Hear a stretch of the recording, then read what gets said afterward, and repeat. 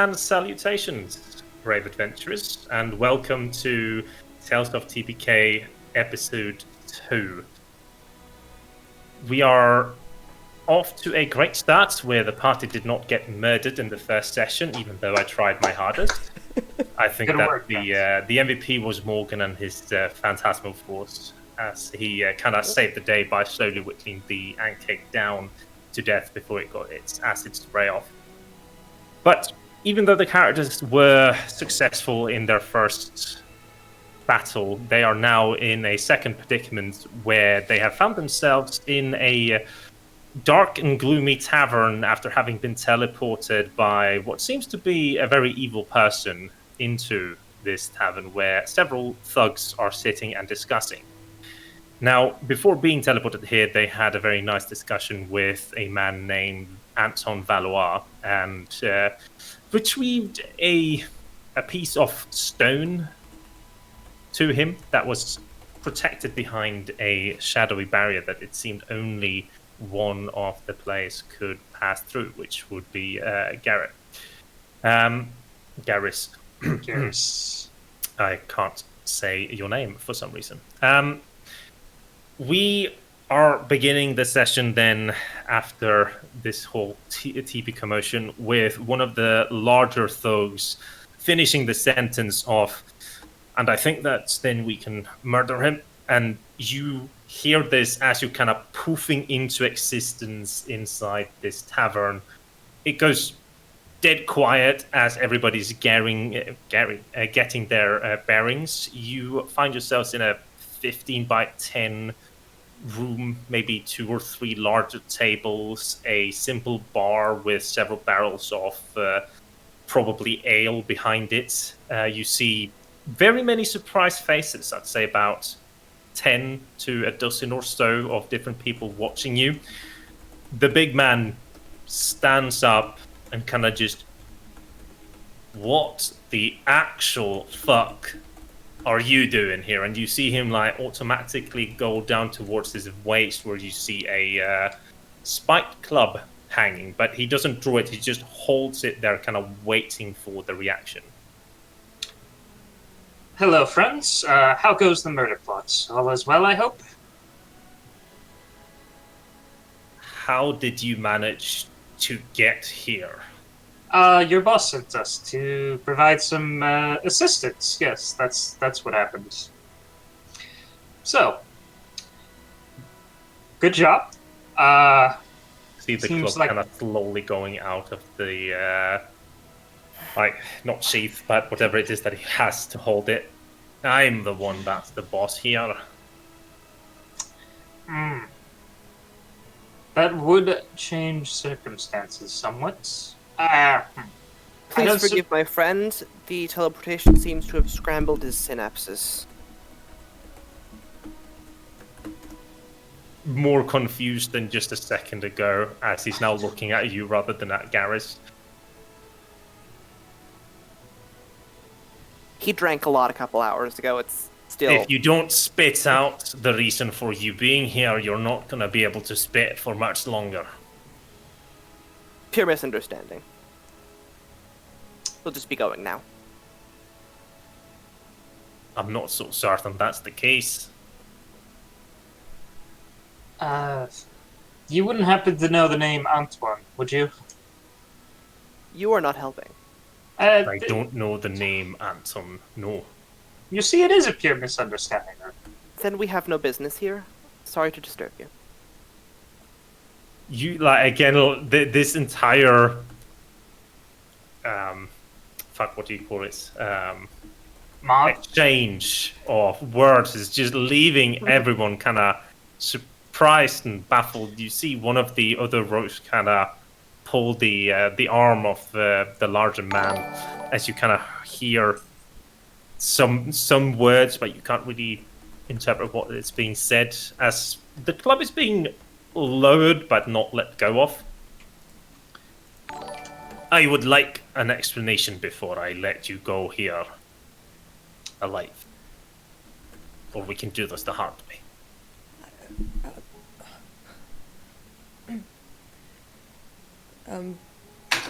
We were sent here. Oh, you were sent here to do what? Stop us? Kill us? Is that what you were We sent were here sent for? to the wrong building by mistake, is what he means to say. Sent by what or whom? Antone? It's technically true, right? And where were you meant to be sent to then? I think a volcano, if I remember correctly. You're not helping. Please shut your face. We I'm were simply intended to trying be to at the understand. entrance of the town.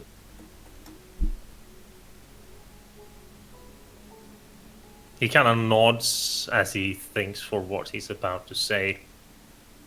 So, you truly don't belong here then? And as soon as you would let us, we would be leaving. I do not know your name, nor do I care, nor what you are up to.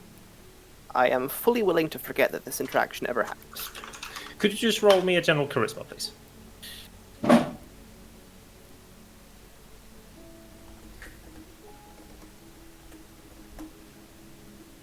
General charisma, no proficiency? No proficiency. Or persuasion? Nope, just a charisma. It's more like how he views you. So he kind of nods. You see the club go back into the belt. Well, that's great. But if I do ever see you sneaking around in my business again, well, it'll be the last. Fully He kind of understandable, sir. nods to the door, and you see a slimmer fellow kind of just slam it twice, pull a large lock mechanism, and open it. And you see just light shining in. It wasn't a pleasure meeting you, but goodbye. Farewell. Goodbye. Enjoy the murder. Oh, I will. Please shut your mouth.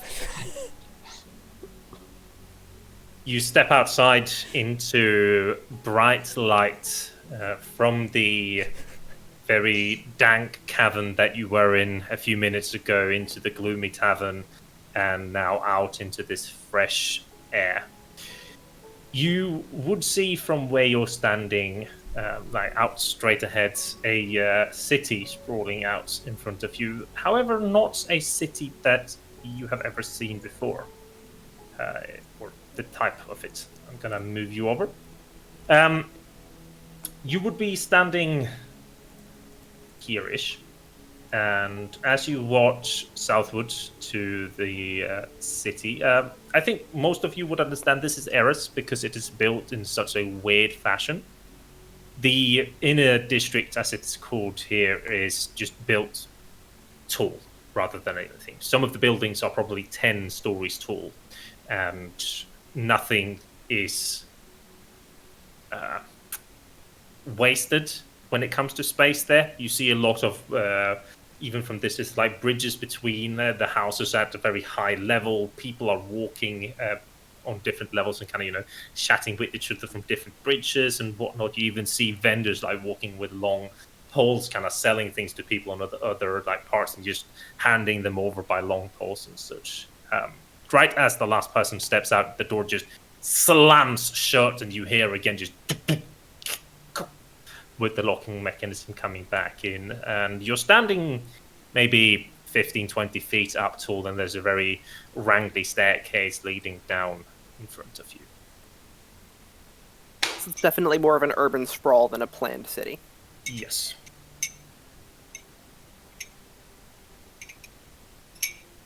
Well, at least he was courteous enough to dump us in the correct city. Yes, and at least it was fortunate enough that your mouth didn't get us all killed. Let's be honest with ourselves here. It's more a problem for them than it would be for us. But your point is taken. We may have lived, but I'd rather leave the holes in my hide to a minimum. Well, it worked out either way, so that's good. So you guys did great. So That is good. It's nice to hear that once in a while. I don't get enough positive reinforcement. So, Lysel, then. I don't suppose I've told you two about why we're here. At least not to the extent that I should have. My ears are open. Can I assume that you're walking somewhere when talking, or are you standing outside of the rogue's den? I think it could be assumed that we're just kind of generally wandering in the correct direction, following the lead of whoever is deciding where we're going, which I assume in this case would be Bryant. Go ahead, Garris. Through my studies, I've uncovered the existence of a mage here. In fact, I believe that our friend here... Where's Navin? Kind of see him peeking his head out from behind. I am here. Navin here has informed me of the location of a mage that is supposedly an expert on matters of the Shadowfell. I was hoping to gain some more insights onto, how do you say, current events from her, at least in a discussion. Technically, it was Christoph that found him, or her. Friend of mine, I should say. Pardon me for misspeaking. Well, you two have proved yourselves fairly capable. You're welcome to tag along if you want. It does seem we all have some investment into these matters. I would enjoy a conversation with this wizard. Do we know exactly where to look, or will we need to do some asking around? Nope. We are going to have to do this the old-fashioned way, if I understand correctly. Do you at least know the name? Lysel. Lysel. Madam Lysel.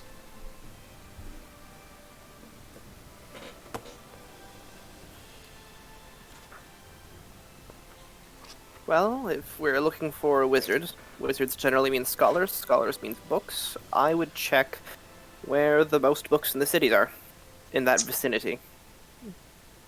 Alright, to the heart of the city then. Branch out from there. As you are walking westward first, not to cross over the fields that you see a lot of people currently farming on, you pass by this walled structure, or walled district almost.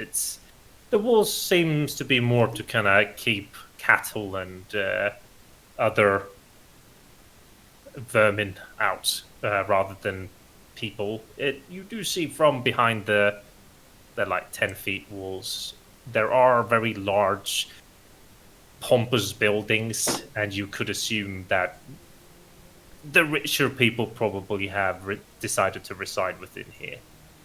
When you come to this part, you notice that it seems to be like an out-of-town market square kind of deal, perhaps because there isn't enough space within the inner district to be able to hold such like a vast space to allow people to sell their shit. People try to sell you things such as, food and perhaps the odd jewelry or so as you're passing by, but you being rather dry when it comes to cash, probably just look the other way as you're moving towards the inner district. The largeness of the city kind of starts daunting upon you when you do get closer because of just the sheer height of the buildings. You would assume that from just the very small part that the inner district makes up for, which is about 400 by 300-ish meters, there's probably 2,000 to 3,000 people living in that very small area, and most of them, again, just on height. You see two larger hills in like the center part of the city. On one of them, there is a temple-looking building. However, which god you can't discern from here. And then there is also a castle that stands very protected in the middle of everything. And what's the genuine... I can't speak English, pardon me.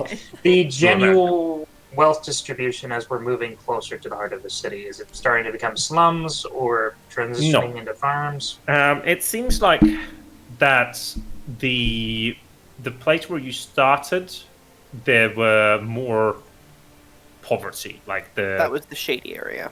Yeah, Shady, yes. It seems to be farmers and people who just have to work their asses off in order to be able to live.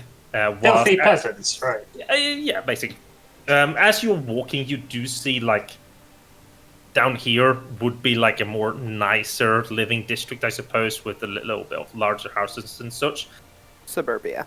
Yeah, you would say as like you're coming close to the city, because like the walls, you can't really see the lower buildings, but it's possible like it's one of those deals where it's, the lower you are to street level, the poorer you are, and the shittier it is, and the higher it goes, the more wealthy you are. And that thesis kind of comes to truth as you do step through the gates.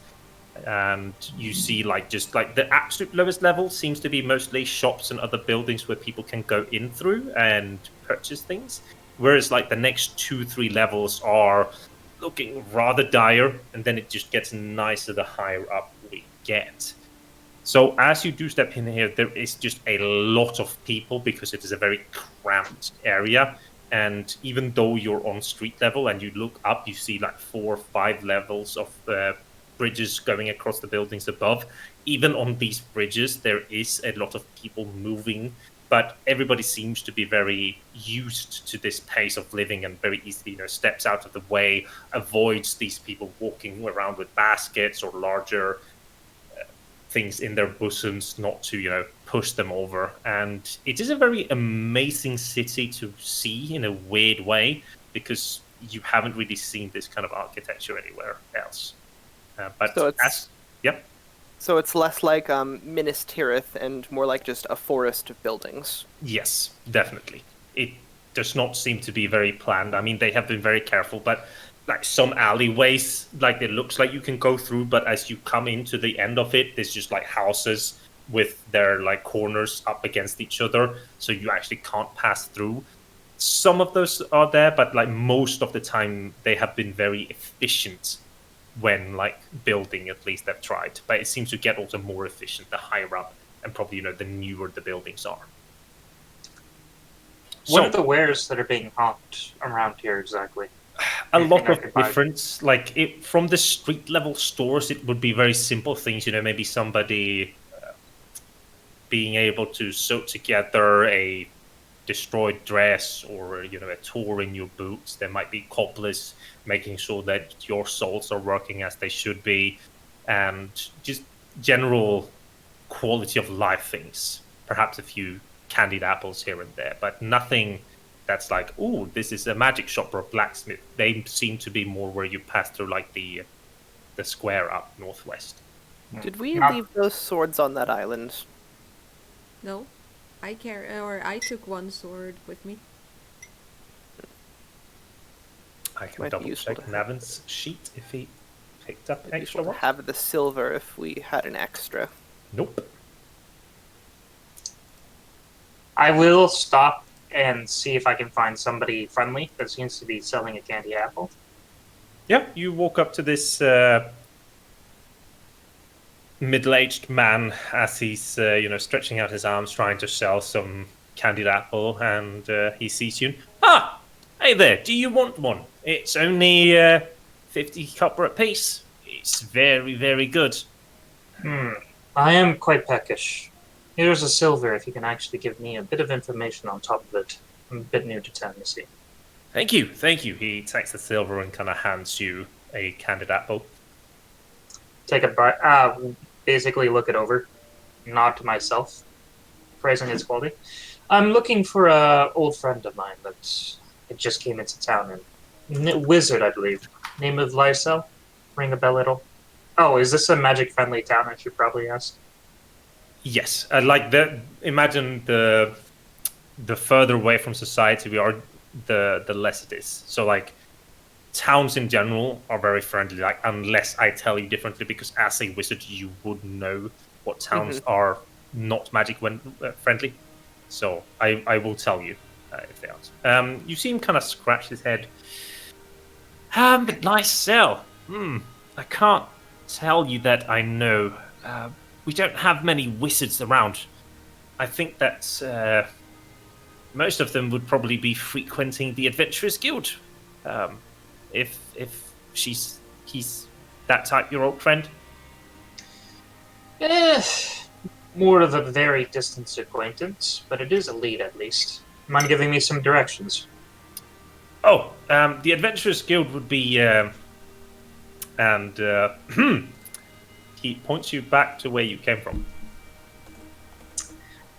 Rather Great. unfortunate. Excellent. Thank you, my man. I appreciate it. Not a problem. I mean, there's also several inns here in the inner district that you can check.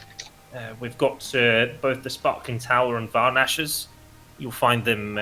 Sparkling Tower he kind of points in the eastern direction from where you are. Just down there, and then you'll see against the walls there is a very tall building with a wizard-looking roof for it. Those round pointy. The top there, that's the Sparkling Tower. And then Varnash. You don't want to go to Varnash. It's anyway quite a shit place. No, it wouldn't happen to be northwest of here, would it? No. There is another tavern outside of town, actually next to the Adventurers Guild, but there's just a lot of seedy people hanging out there. It's called the Rotten Goose. I see. Thank you, friend. I appreciate it. Hang on. I will use Navin's token, by the way, to kind of navigate where you are for now. I hold up a silver piece. Could I have 2 apples, please? Of course! Kind of takes in, holds out the box kind of that holds them and allows you to pick whatever you want, whichever. I pick 2 and handing 1 to Kowèn.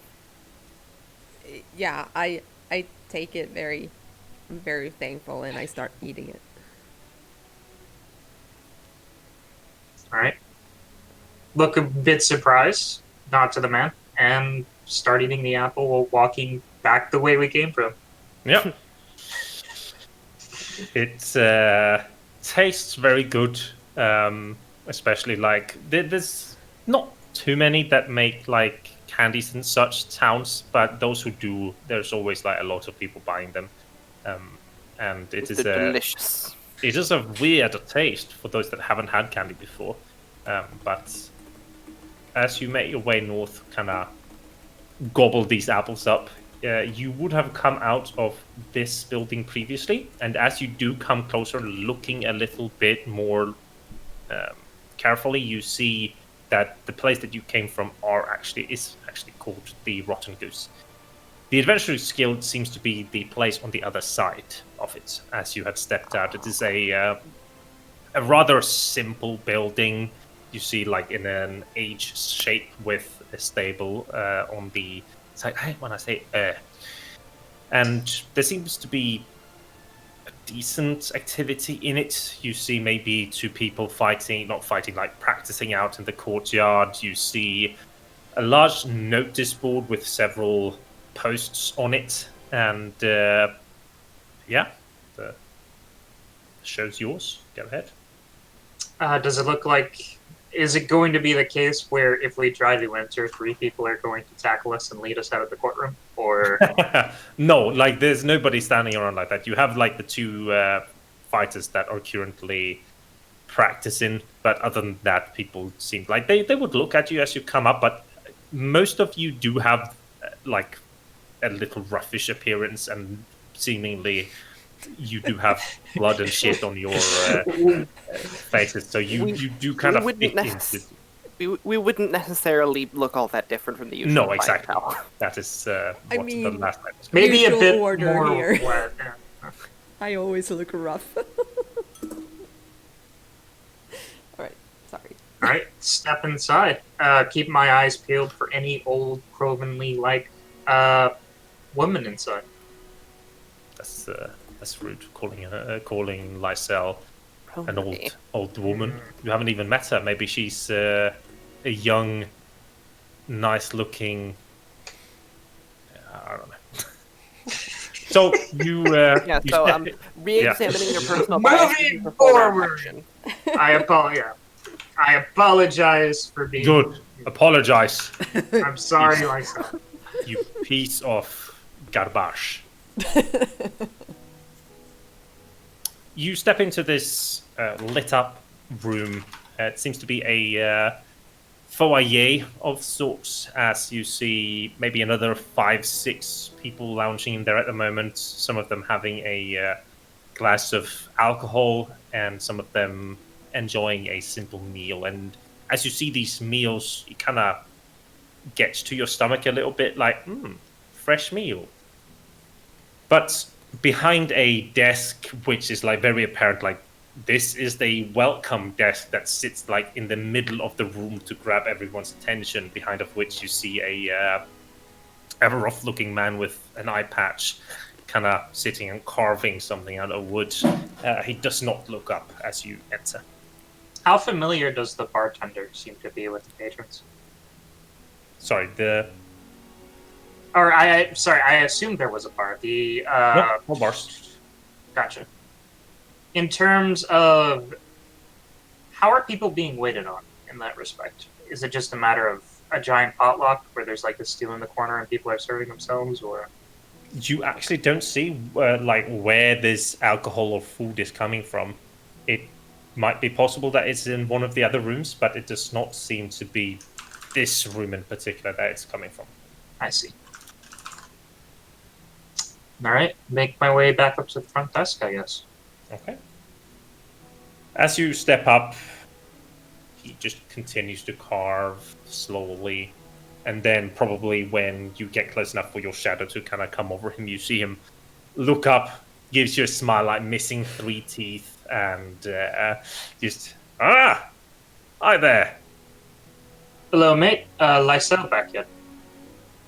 Who? Damn. Was worth a try. Sorry. We're looking for a friend of ours. Wizard by the name of Lysel. We were hoping that somebody in the surrounding region might be familiar with. Kind of looks at you. You haven't been here then? No. Kind of nod. Oi! Any of you fucks in here know Lysel? Room quiet for a moment before you hear as somebody with a nail kind of puts it down. Yes. I know her. Kind of. I guess. I know where you might find her is probably the right answer. Excellent. Thank you very much, my sir. Make my way over to his table. Following. Yeah, same. Just everybody's kind of gathering. Yeah. He kind of sits down a little bit. Oh, right. Hi. The name is Benjamin. And Reach out my own good arm. Get our Steino. he shakes it. Pleasure, Benjamin. Well, yeah, Lysel. Sorry. Just rough night. But you don't care about that. Why would I tell you that? She lived. I suppose it was a while since I saw her, but in the inner district, I believe in the northern parts, next to there should be a church to. Is it Gillis? Yeah, it might be Gillis. There's only 2 churches in town. It's either one to Elabrisk or to Gillis. It's in the northern part of the city. She lives on one of the top floors, just west of the church. Perfect. Thank you, my man. No problem. How do you know her, by the way, Benjamin? You do work for her? No, I got fucked up kind of badly on a mission once, and I had a wyvern's poison running through my veins, and she was the only one that could administer a cure for it. So she helped me out and took all of my savings. But I mean, better that than dead, I suppose. Some would probably argue with you on that front. But I hear you. Well, thanks for your time, my mate. It's No been useful. problem. You Toss him a silver. Oh, no need. He kind of like puts it back. Kind of look like you need it yourself. Fair point, my man. Confident. If you do need coin, you can just check the notice board on your way out. I definitely do that. Okay. So, as you are heading out, we do a quick pit stop at the notice board.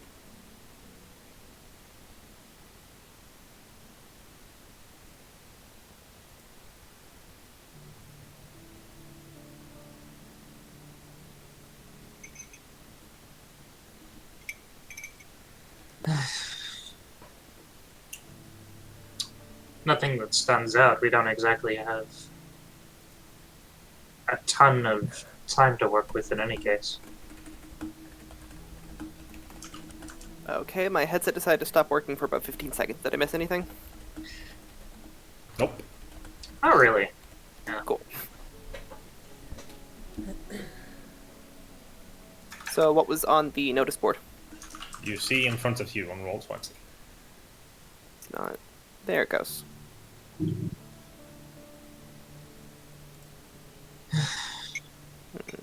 Is this what people actually work for? This isn't that much money in many cases.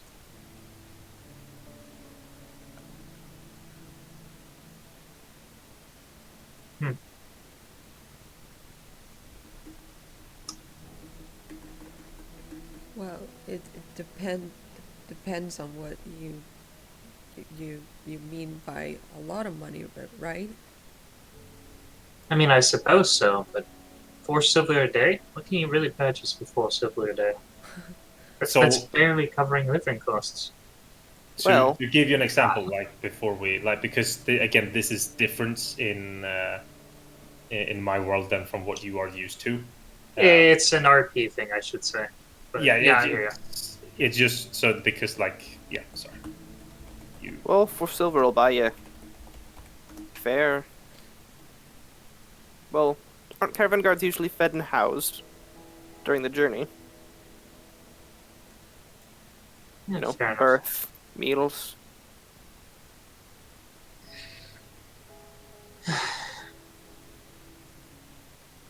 Well, regardless, we should probably get going. Unless any of these seem to stick out to you. If we should probably visit the wizard first and maybe see if we could help with any of these after. Savish Kin Coldra, perhaps.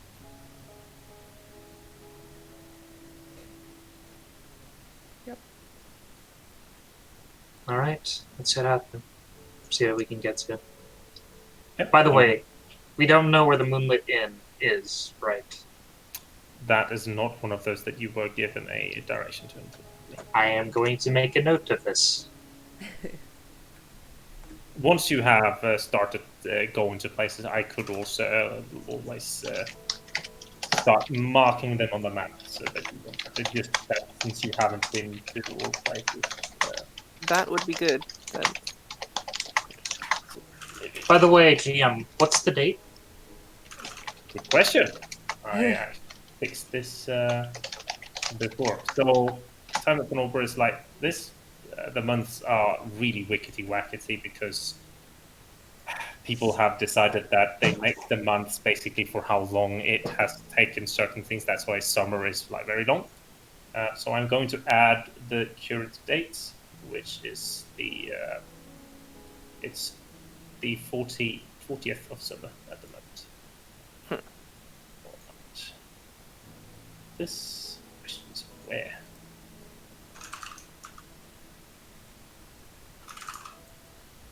It will be here.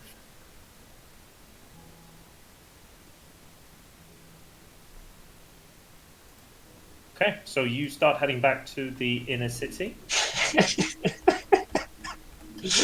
Running back and forth along this A lot of road. walking on this day. Lots of walking on this day. This we'll put you back. It's like a kilometer one way. Should we ask around first in case we actually need It's to a kilometer come and back a half. first? So it takes you some time to walk there and that, but it's for your seasoned feet. It is absolutely nothing. As you again enter the city, you walk past the man who gave you the information, who sold you the apples, and he gives that a slight chuckle and kind of nods as you're walking back, and then kind of you find what you needed. No, we found a lead to what we needed, but Better than nothing. Have a good day. Did the apples taste any good? They were actually fairly well put together. We appreciate them much. Beware, Sprint. Rather excellent. Gives you a courteous nod as you continue traversing north through the city until you get here. And in front of here, this church, you make a halt, and you see a church dedicated to Gillis, the goddess of death, which is fairly uncommon to see. It's not many open places in the middle of the cities usually who have worshippers to Gillis, because she's very borderline when it comes to what people think of her. The sort of god you hope they don't notice you more than anything. Yeah, I mean, Under the yeah. radar. So you look westward and you see 3 buildings standing in the closest vicinity to the temple. It's never simple, is it? That would be too easy. Well, do we want to play Mormon missionary and just knock on each of these doors to see if we can't find our target? Each house here is probably 7 stories tall. I'd be more inclined to find a public house or something. Tavern, inn, somewhere we could ask around. Perhaps a library. Have we seen anything nearby as we've been making our way into the city? When it comes to libraries or inns or such?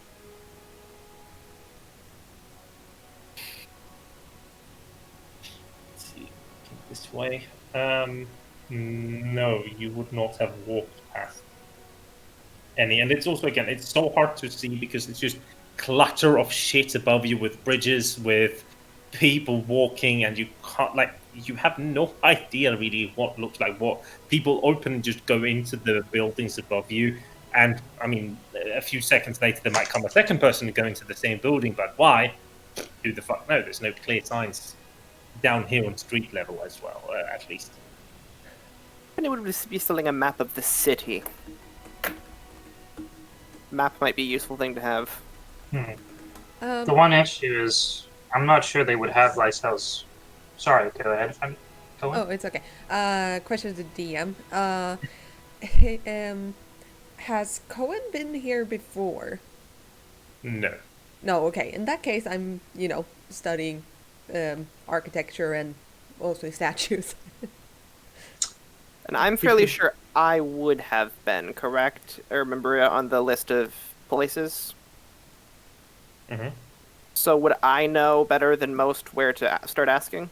I mean, I think that you would have been to one of the taverns. It's the question because this place doesn't really hold a lot when it comes to information and lore. It's more of a gathering of people and a decently sparse one. Mm-hmm. But you would have been, depending on how long you stayed, either at one of the inns or at one of the taverns. So it's kind of up to you how long.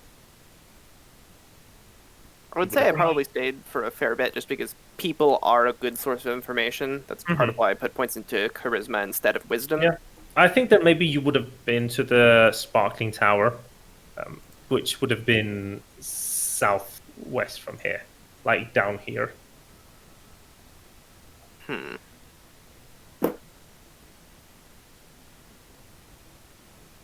Well, what is this building?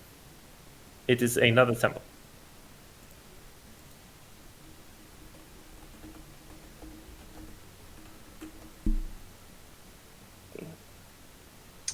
We could always yell her name at the top of our lungs. That is a poor idea. I advise you don't try it. I have no intention to.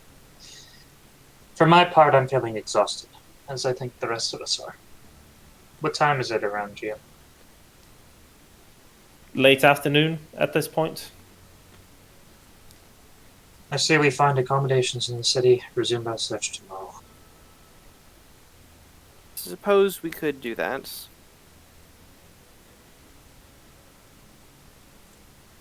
Perhaps one thing we could do is see if we could find someone who could gather information for us. See if we could hire a courier. Perhaps I can do that. I'll just I can look for someone. I don't need to do that. I was thinking along the lines of asking a courier to deliver a message to her and see if he manages to find her, considering that is his profession. Okay. But if you wish, you could also make the attempt.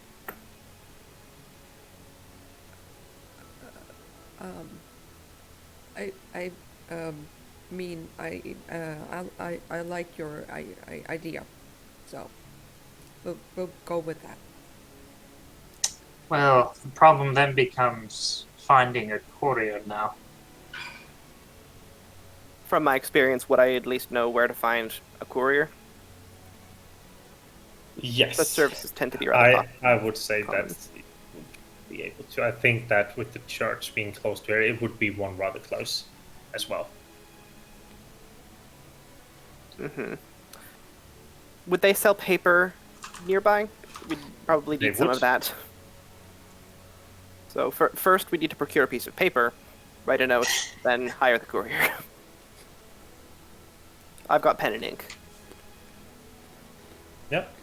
Paper is 1 silver a sheet. Expensive commodity. Uh-huh. I think we'll only need 1 sheet, double-sided, and then send it out. Or we could just simply... Garris will pay 1 I've silver asked for you the ask paper. it. You write it. Alright. I will take the pen and ink as it's being offered. Relay some of the issues I've had with my arm. Relay our encounter with Antone. Sign it with my house name and hope that it reaches her. Okay. We should probably also tell her where to find us. Or ask for... Or tell her where to send a courier to tell us where to meet her. We should probably find an inn first. That's probably a good idea, then. Okay. I mean, do you... Find the yeah. inn I used last time, Yeah, probably. Buckingham, it would be like on the upper end of living costs, like not upper, but like here's the prices. It would probably be like a decent. So you're gonna have to pay like 75 to a silver for a night just to sleep. I think we can do that. Okay. Yeah. And then you walk back to the couriers next to the church. You walk in. You kind of hand the letter and tell who it is, and you see like the young boy kind of, she's right up there, behind you. It's the middle building, I believe, 5th floor. Yes. I've I been there. appreciate that, friend. No problem. Maybe I shouldn't have said that so I could get it paid. Here's a silver for your time. I got this. Thank you for the help. He kind of nods. You turn around and you're like, motherfuckers. Again. You look up, you see like these very... What is like thin is a weird word to use for a staircase, but it is a very thin staircase, like Narrow. going back and forth. Narrow, thank you. Narrow staircase going up along the sides, and you can make your way up if you want. At this point, I kind of feel like just going to bed. Yeah, Honestly. I mean you can do it tomorrow as well. You're a It's little wise bit- not to delay. I think we should do so. It's not that late. Start making my way up the staircase. You make your way up this narrow staircase. Getting a bit of elevation from the ground is quite nice. You notice that the pressure is the wrong word, but like just it feels a little bit more freer up here, and you can understand why most people walk up here if there's space enough to do it. You get to the 5th floor and you see this rather simple door staring at your faces. Okay. As you knock on the door and you hit it with your hand, you see how it pushes a bit inside. and then as your second knock hits, you see it pushes the door open even more, and from just this sliver that you can see through, it looks like this place has been devastated. You see table been thrown over the place. You see the drapes have been torn. There is probably like a little bit of blood that you can see from this angle as well. Is the door locked? No. Kowèn, can you get the guards, please? Did you? Sorry, what did you say that you did? Wait. Let's take a look first, then get the guards. I Just appreciate your mindsets, but if somebody comes up on us while we're investigating a crime scene, it's not going to look good for us. Okay. And It's your call. I agree with your perspective. It might be easier to investigate. But Could just shut the door behind us. that's not an option, friend. Yes, Kowèn, please do get the cards. Yep, We'll yep, we'll yep. do So what we you- can while they arrive. Are you standing with the door just ajar, or are you opening it to get a better look, or? I am opening it about halfway to get a better look, as well as calling out tentatively. So Do you want me to keep actions here concealed? I Say that don't again? think that would be necessary. could you I'll see. make me an investigation with advantage, please, Jay? Yes, I can. I would be. And this would be like as you're talking to Kowèn, the moment that you yourself step up into this door frame, you very quickly see the small oddities in the materials. Like all the four corners of the table look exactly the same. The two of the chair's legs are like turned exactly they have the exact same spot as well, and you would notice and identify this as a very powerful illusion. So it's illusory. Mhm. Illusionary. I relay this information. Have I already run away? No, this would be like as he Oh. tells you, then the moment after he would relay that it's an illusion. This furniture, it's not real. Not just the furniture, basically like the entire thing that you can currently see seems to be illusory. None of this is real. And I show how I can just kind of wave my hand through it. When It you is do- insubstantial, correct? You would have to move into the like. Never mind. Then I just stand in the doorway and. Yeah. Should I get the guards or I? I don't know. It could be. There's no sign of life.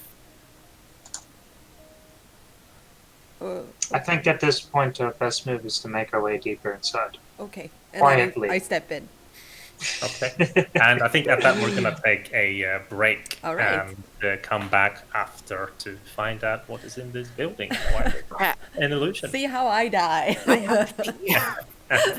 You're not going to die if I have anything to say about it. Yeah, I hope not.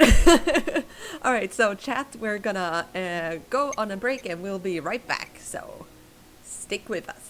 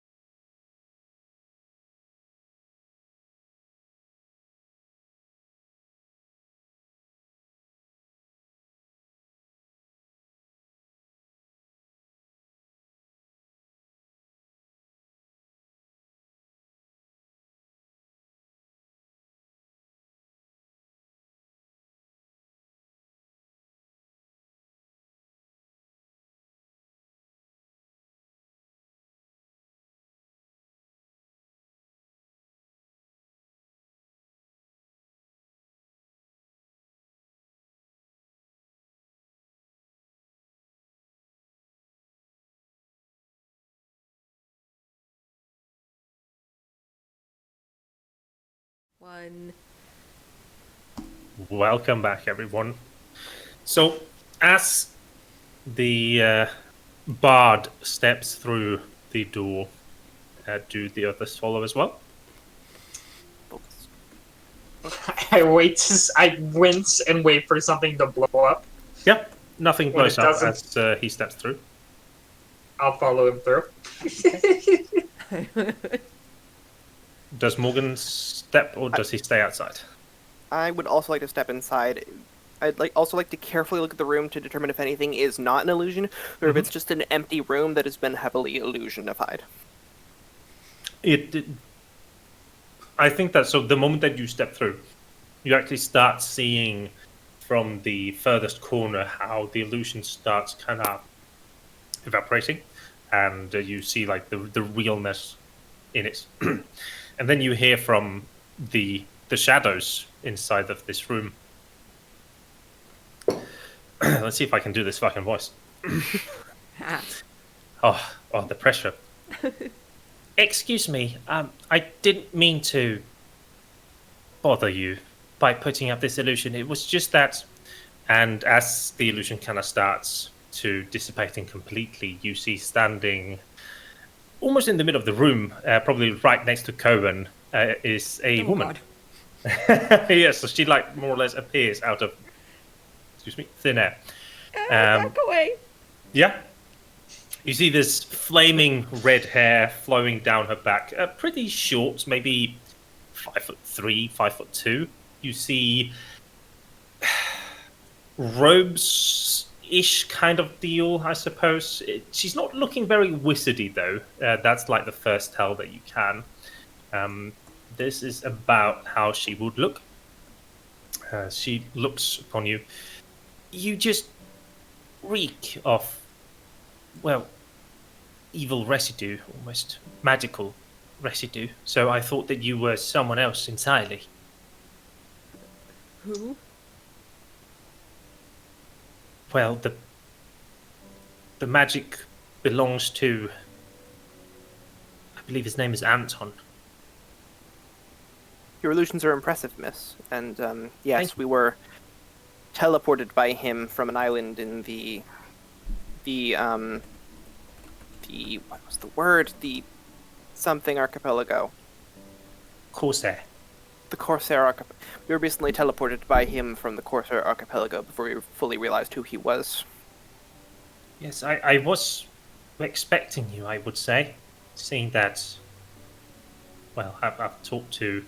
She kind of looks to Navin, and I saw in my visions that you would probably arrive at this point. It was just I wasn't aware it was going to be with his magic stuck to you, so I had to put up this false wall. Please come in, take a seat. And she kind of and close the door as well behind you. As she would turn around, and now with the illusion gone, I close the door. You would see a very like on the walls there would be herbs hanging. There would be different like potions on small shelves. There would be a lot of old books. Some of them possibly even self-written because like they don't have any binders.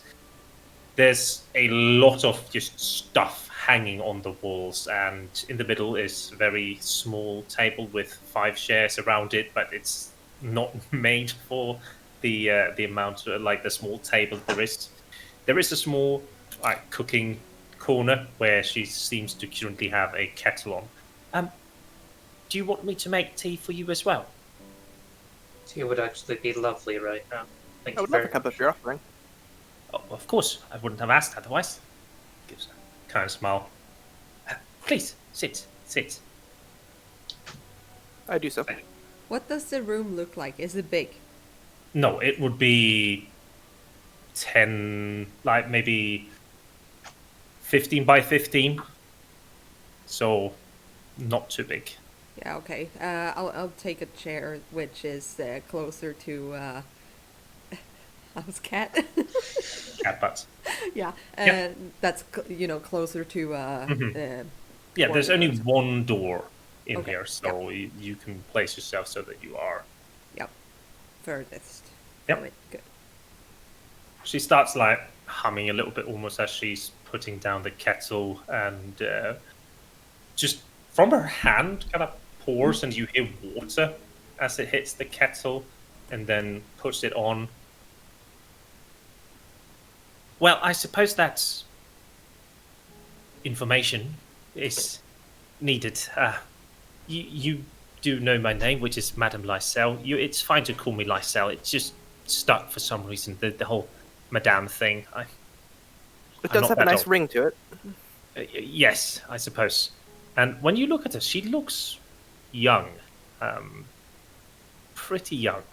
Probably not even like leaving the teens yet. What? Okay. Mm-hmm. So, I don't know where to begin. I suppose the Shadow Realm is one part to begin with. Is Kristoff safe from what you've seen? It's been a while since I've... Yes, I was going to take that last, but maybe we should begin with that. What? This seems like a very dire turn of a sudden. Well, dire might not be the right word for it. Well, I suppose it is. He went after his brother, and well, his brother is no longer here, so to say. And I believe when Kristoff went to River Verge, that he might be trying to go after him into the Shadow Realm.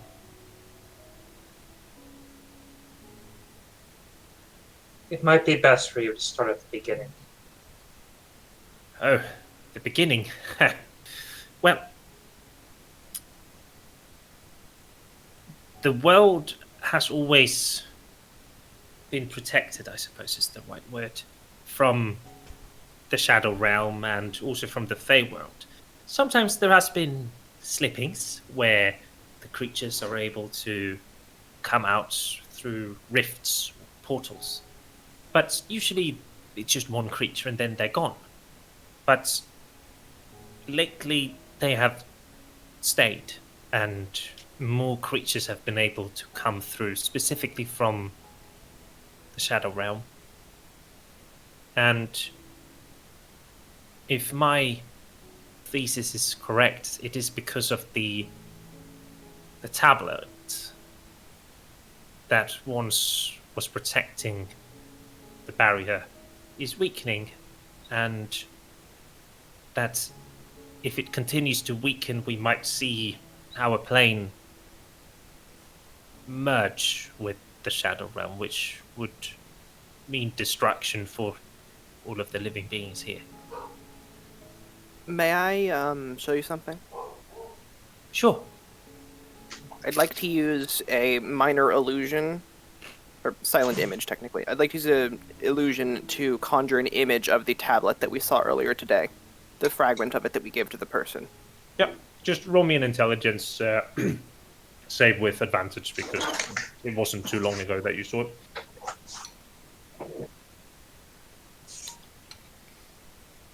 And mandatory cat. Nice.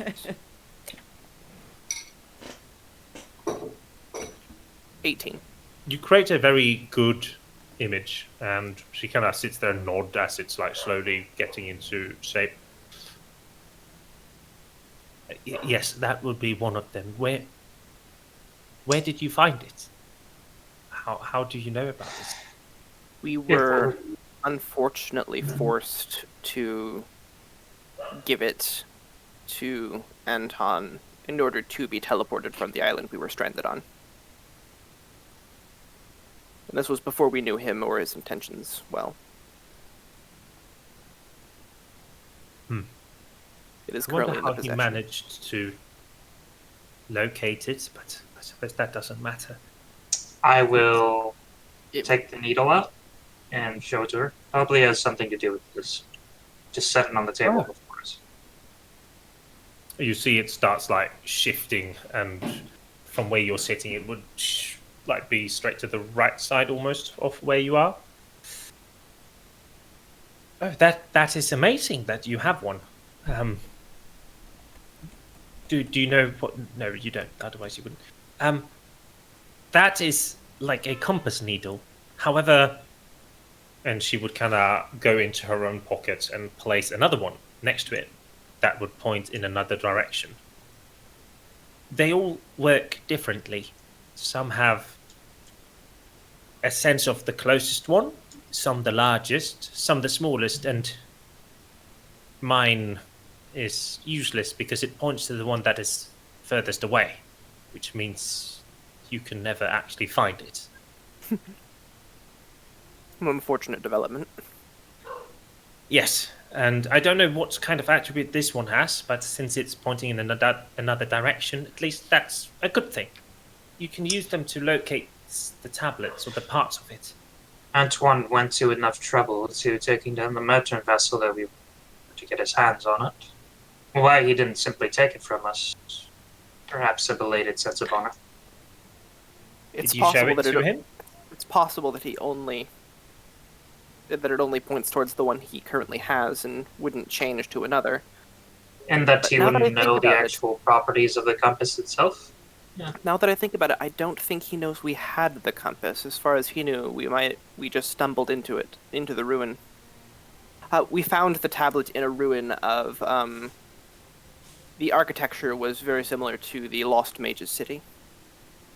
Yes, they were the one that erected the barrier in the first place, the Archmages of Alastus. So, I wasn't aware of any Alastan ruins in the Corsairs archipelago, but They made there it- it was.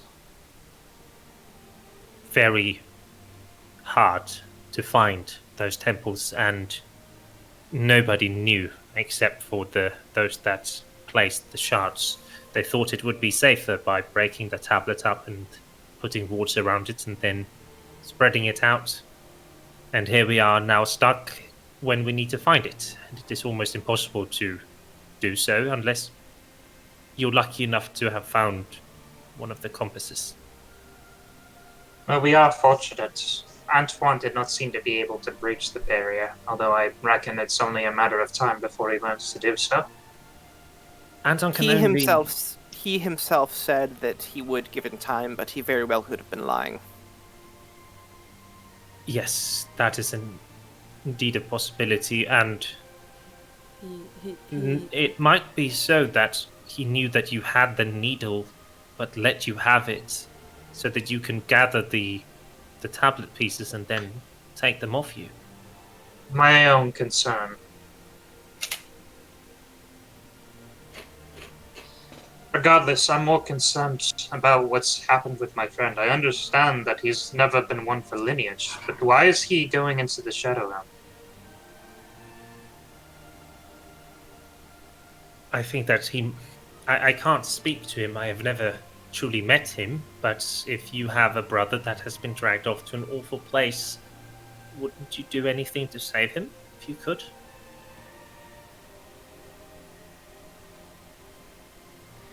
At the Can't mention much of argue that, with that logic. Go ahead, Sarah. at the mention of that, doing anything to save anyone, I look away and just. I thought he had merely fallen ill, at least from my knowledge. Damn fool should have written me.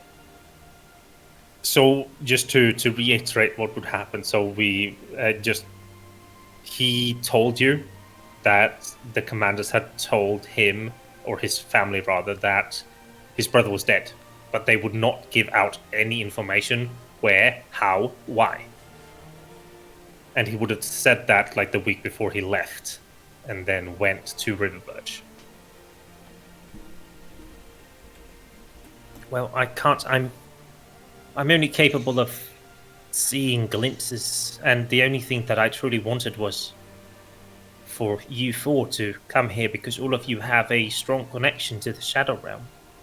And How do you know that? She kinda almost like rolls the words in her mouth. Oh, I didn't. You don't have to No, answer that.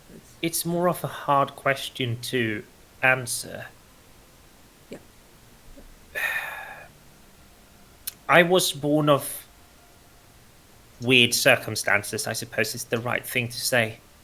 And a part of me is connected to the spirit world or the ether. And through that, I have gained some insight into the future of certain things. However, it is not a very direct indicator of anything. Like, I knew that after I had spoken to Navin, that he would find Garrett and that they would eventually come to be here. And, well, I didn't know when, I didn't know how, but I just knew that the four of you would show up. It's a weird sort of knowing. Would it be accurate to say that you are not a wizard but a sorcerer? No, I am probably what one would call a druid. I see.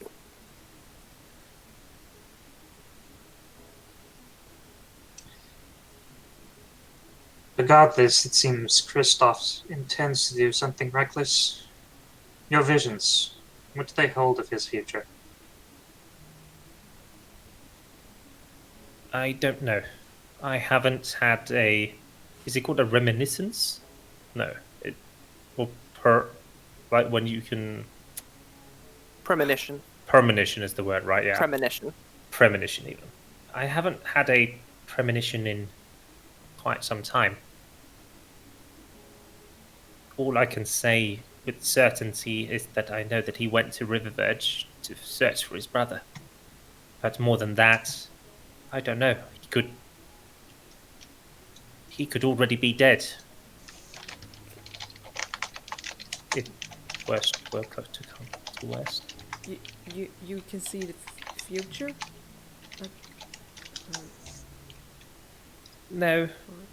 Yes. I can see some futures. The future isn't a set thing. It's not something that is going to stay the same. It's a bit like a river. You can see the general flow of time, but there could be eddies and currents that one can't predict. If you place a leaf on the water, it will go downstream, but you don't know exactly where. Oh, okay. You can get an idea. Okay.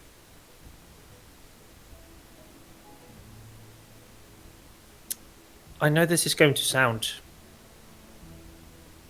weird for somebody that you have just met, somebody that claims to know a lot of things. But you four are the only hope of being able to stop the merging of the two planes, as far as I understand it, because without Garrett, you're not going to be able to get the tablets. Nobody is. He is touched in a way that no other creatures are. And he needs... Well, if he's going to undertake this mission, he's going to need help.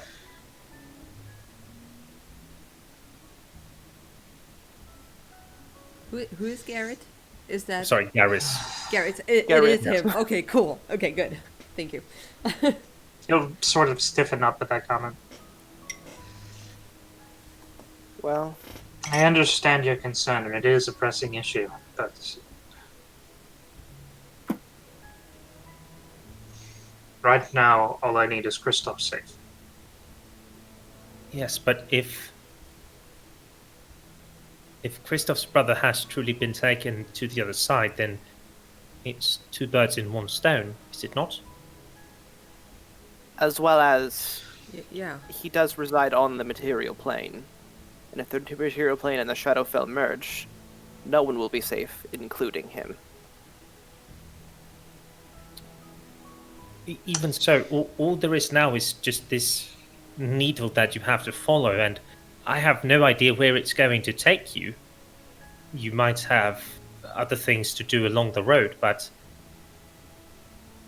since you're here, and since you are truly the only ones that can do anything, I implore you to please find the missing pieces and bring them together so that we can find out a way to reinforce the magic used and stop the merging. I will help in all ways that I can as this is going on. I cannot speak for my allies, but you have an ally in me. I swear it. Me too. She smiles a bit. I have no love of that damnable place. If it means keeping us farther away from it, I'm all for whatever actions must be taken. She nods. That is great to hear. I'm truly grateful and, well, kind of sits there quietly for a bit. But sorry for asking so many questions, but this tablet that we accidentally gave to him, do we have to find that one again, and or is it used? Yes. Oh, It No, seems like we would need they're to. all pieces of they're all pieces of one whole. And I don't know how many there are, but hopefully there aren't too many. And if we want to restore the magic, we're going to have to bring them all together. Kowèn and you yourself, however, brought up the point that perhaps that is Antoine's intention. I Yes. do not know if it is better to go against the wisdom of the elders in this one. Well, Anton will need all of them just like you to be able to do something. And you can always find ways to stop him. After all, he's a wizard. Powerful, but not all powerful. Yes. There are many ways of stopping wizards. No matter which way you look at it, it would be in everyone's best interests to stop this merging, and as such, Anton has one of the pieces, and we will need to face him at some point. Whether it is us attempting to steal from him, or him from us, if we pursue these, it is going to happen, and if we choose to not, either someone else will, or the world will fall.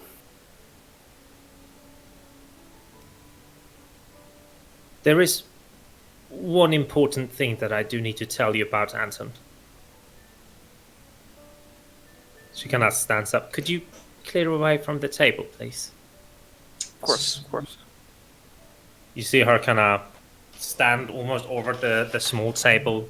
She puts her hands together, and you see how they almost merge into one as she extends them, and suddenly her hands just disappear, and you see like they're just wrists. And she starts pulling back, and you see out of thin air almost a corpse just comes out. But you see the corpse looks identical to Anton, the body.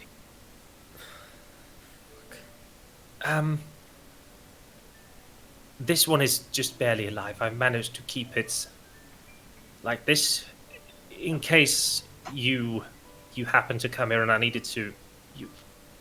Sorry for any of the weak-hearted, but she like takes her hand, puts it on his head, and you hear just a, and then you just see how this body reverts to ice and snow and just melts immediately and spreads out on the floor. Well, problem solved. It A was simulacrum? Yes, he has plenty of simulacrums running around, all doing his bidding. They're like clones of him. Some even detest him, the original. simulacrum with free will. Yes. Useful. This is... I suppose all of them share the same goal, though. I don't know. Doubt that.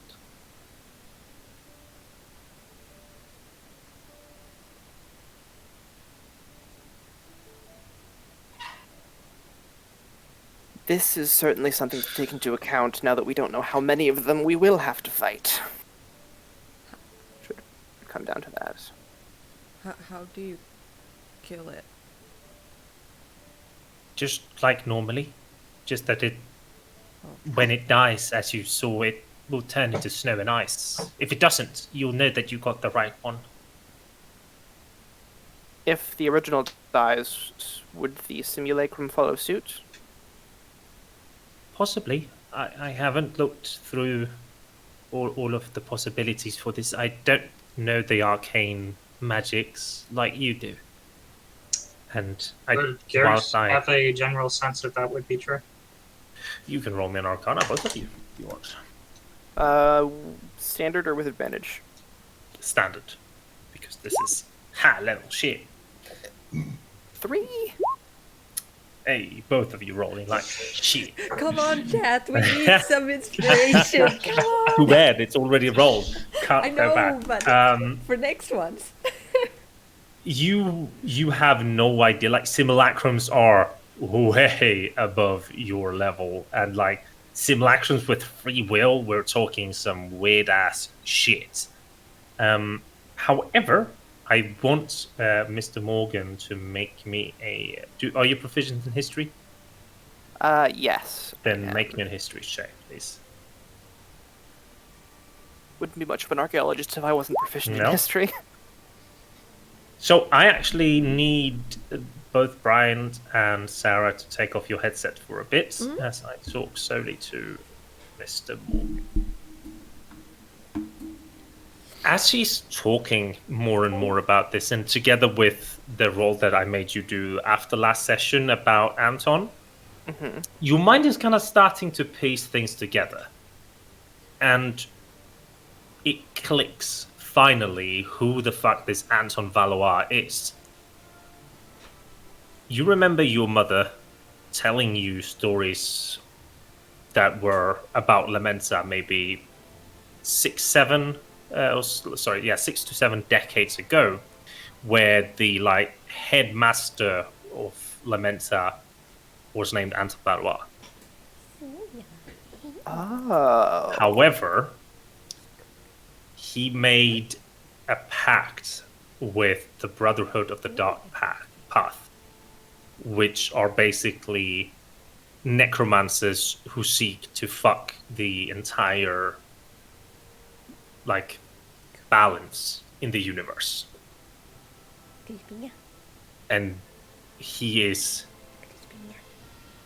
evil as fuck is the best way to put it. Whilst he might, have a very charismatic performance and such, like he would never not do something like to get to his end goal.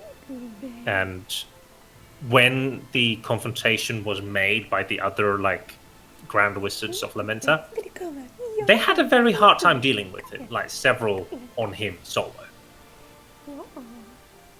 Oh no. And that is all that you kind of remember your mother telling you about. Oh no. Yep. Get the others back in. All of these weird movements and see if somebody Notice. No, they're Noticed. Oh. Right? Brian is just laughing. Brian, get your headphones back on.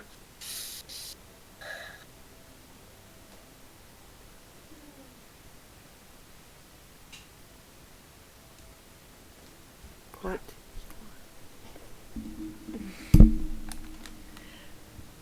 Thank you. Oh, we take it off again? No. No. I'm just flicking it off. All right. I'm done. Start bringing up geckos without people putting in the I points know. too. I just wanted to tease you guys. keep on watching. There's more where that came from. Got 3 more.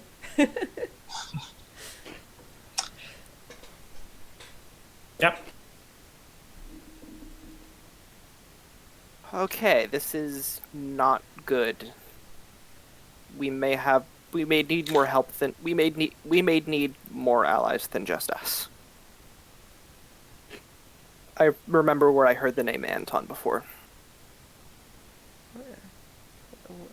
Did you read it? He was the just shy of under a century ago. He was the headmaster at the University of Lamenta, the city where I grew up.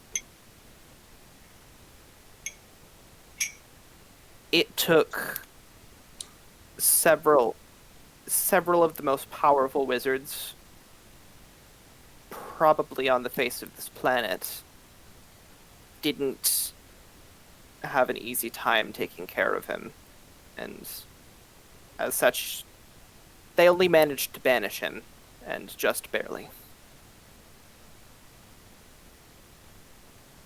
This is not good. That is certainly a problem. Yes. However, I'm not certain this is true, but this is only a rumor that I know of.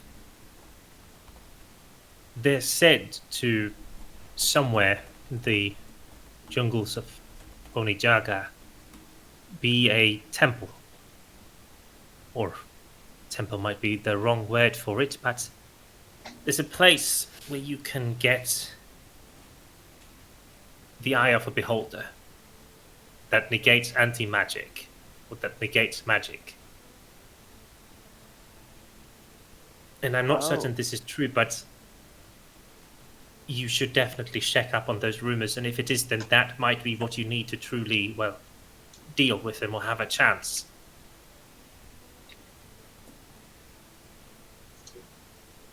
That sounds like one of our best bets. But Sure. as Garris said, first should probably be to check up on Christoph. He might as well have more information. Again, I don't know.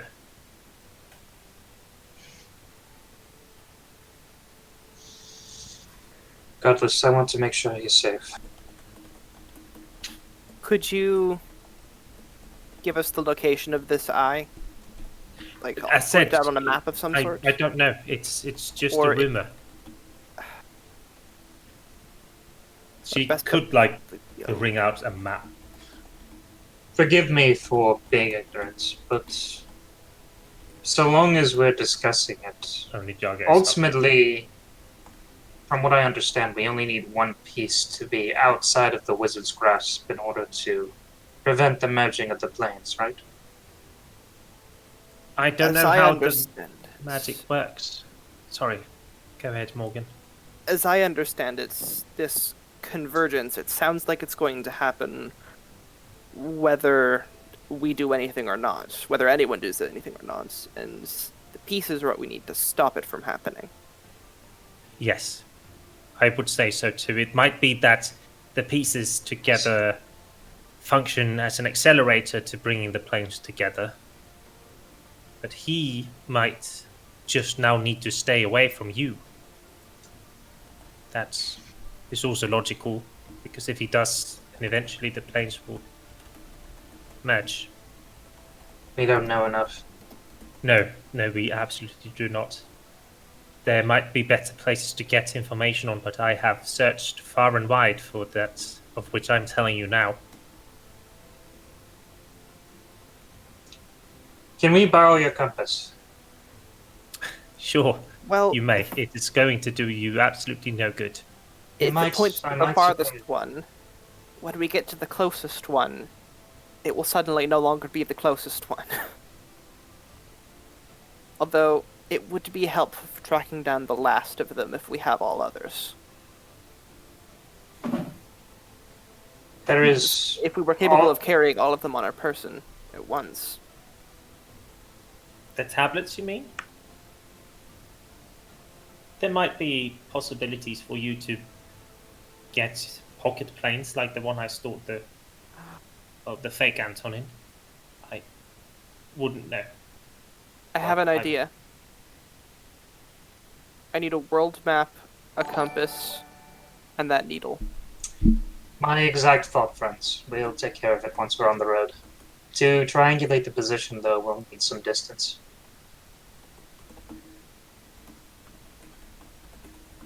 It would depend on how frequently these things are dotted across the landscape, but some measurements wouldn't hurt. It will help. Before you go, though, please, at least let me help to gear you up some. That would be more than helpful. We lost much in the shipwreck. Can you give me my spellbook back, please? Half of these make I am no going absolute to sense. just They are reach into pulling the from bottom of the Rotroff. ocean. Here you go. Rotroff. Rotroff is over 500 years old. The man was an idiot to begin with. So she would be able to supply you with like the lowest tier armors if you want. The wizard probably not. The bard and the. I mean, you don't have proficiency with it, so. I do, though. My race. Medium armor proficiency. Ah, hey boy! Do you want some medium armor? Yes, please. Right. Thank you. So, if I can get this, if you go under the armor, you can get like the cheapest ones that is there. So for you, it would be hide armor Alright. for the wizard, which would give you 12 plus dex, and the light armor is padded, which is 11 plus dex. Yay! Plus Oh. 2 AC. What Well, do I get? just realized I made a mistake earlier when I was building my character.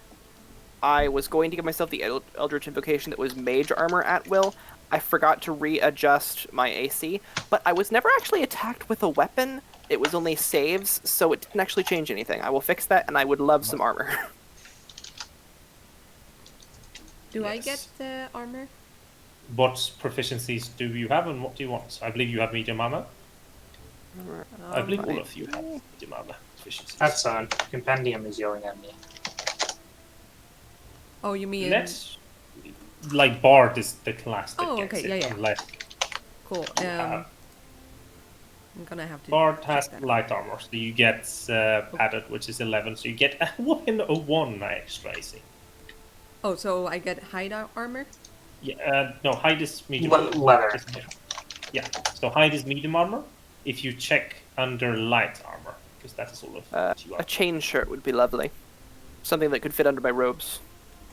Oh, do you have proficiency with with medium as well, or Warlocks get medium. They do?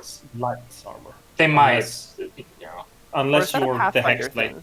Yeah, no, I think it's- that might be a Okay, that was Pathfinder. Pathfinder. Mhm. Leather then. Yes, you may take the pallet as well, so you also do gain that 1 AC.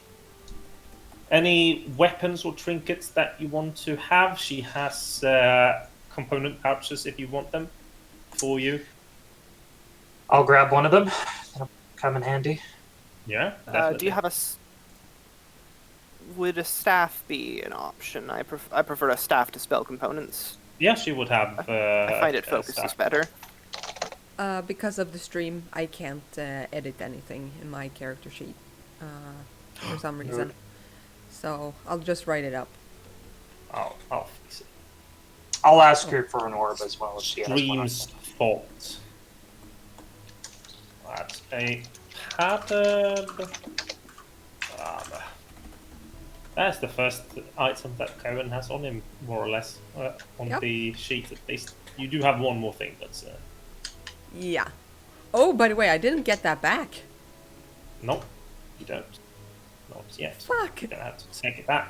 Uh, Any weapons that you guys want? sword. Dagger. Dagger is fine. What kind of sword? I think you would be able to Short. get yourself a. Yes, a short sword would be possible to get. Do You wouldn't happen to have any oil sitting on, would you? Any what? Flasks of oil that I could borrow isn't the right word. Take from you. And I will pay for roll me a d20 on an 8 and above. She does have a flask of oil for you. Short sword to Kowèn. Cool. Thank you. Yes, Any you wanted rope? to say something, right. Sorry, Oh, right. Jay, just Jay. comment. Wait, who? Jay was about to say something. Gotcha. Would you have or know where to find a magnetic compass?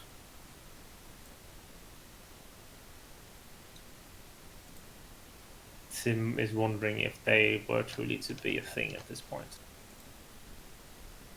They're fairly I important can- for sea navigation, and they've existed for thousands of years. They have. I should be able to make do with just a map regardless. It's just that 5e doesn't actually have a compass. A map would be a godsend. I will say that. No, there's only a compass ring, apparently. Compass 5e equipment. Nope. This The- handheld mechanical devices pointer always pointing north. You can take 50 feet of hempen rope. That is fine. I don't suppose you would have any. I have most simple things, and I can definitely afford giving some to you if you are Oh. truly self-saving. Would a compass be part of a set of cartographer's tools? Because that makes sense. That would be nice to have also.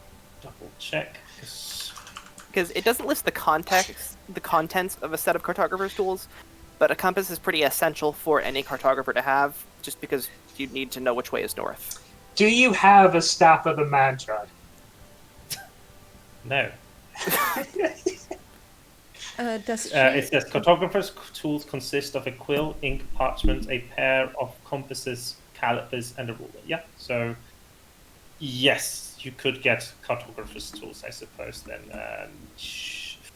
roll me. I mean, this is a stretch, so I would say roll me a d20 on a 13 and above. There is a one. Does she have any Let's say- mason let- or? Damn it. J rolls it. Okay.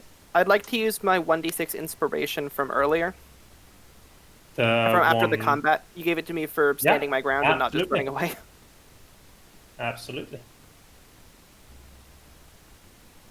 You can roll first and see if it rolls above, so you don't even have to use it. Yes. Yes, she has a small compass for you. So it might be very susceptible to other magnets or magnetic forces. From what Garris remembers, how much would an official set for cartographer's tools alongside a map cost?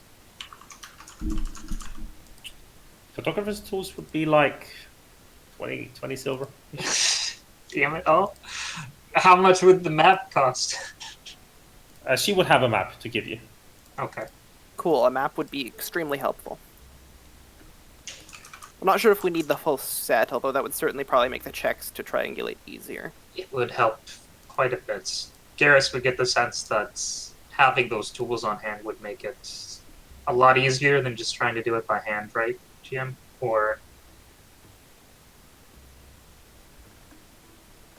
Sorry, repeat that question. I'm trying to. so Garris basically without an actual set of cartographer's tools, how hard would it be to triangulate the position of one of these stones? You don't know because Triangulation is really a misnomer that requires trigonometry and a couple of other things. What I'm intending to do would be to take note of where exactly we are on the map and the angle from north the compass is pointing, and then draw a straight line from our location at that angle. Then do the same thing at a different city and see where those two lines intersect to get a precise location. Isn't that triangulation? No, It would be. triangulation involves a smaller amount of points. That's there's Regardless. another word for that, but it's different and it's more simple. There's no math involved in this.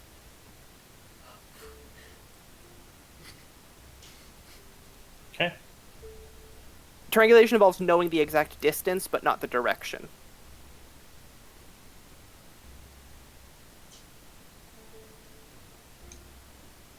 Just keep coming Regardless. with the mason. From two You would separate have had points, masonist the point of tools. intersection would be the point where the stone would be. So, So you already have masonist tools on you, Sarah. how difficult would making a straight line be across the map without those tools in order to get a general area of where the item might be? Use the blade of a knife and a pen. It's not that simple, though. You're going to have a ton of error just drawing a straight line. I don't know. But it'd give us a general location. Yeah. This isn't going to be an exact science just because map making isn't an exact science at this point in history. All right. Cool. Any other common items that everyone else wants? Bedrolls would be nice. Backpacks would be nice. Like, imagine anything cheap and easily accessible you can take. Yeah, A bedrolls. backpack.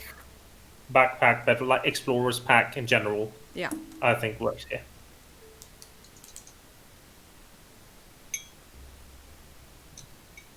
All right. Sounds good. I'll just take an explorer's pack then. You think so? Me too. How long does illusory script last? Depends on the level, I believe. Or is it an hour? 10 days. 10 days. Because it'd be useful to be able to mark the map without permanently marking it. You can also... how expensive are maps, GM? Pretty expensive, so what you have been given is a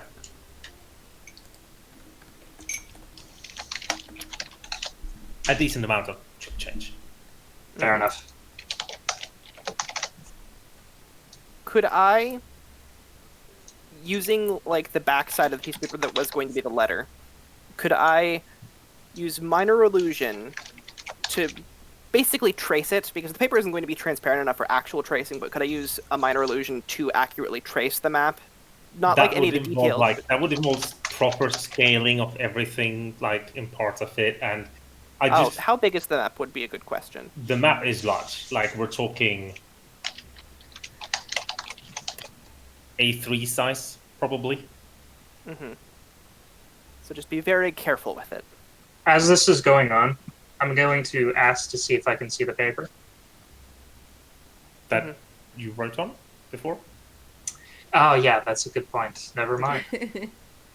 And while he's doing that, I'd like to lay out the map on the table, place the compass on it, and then look at the direction that both of the needles are going towards.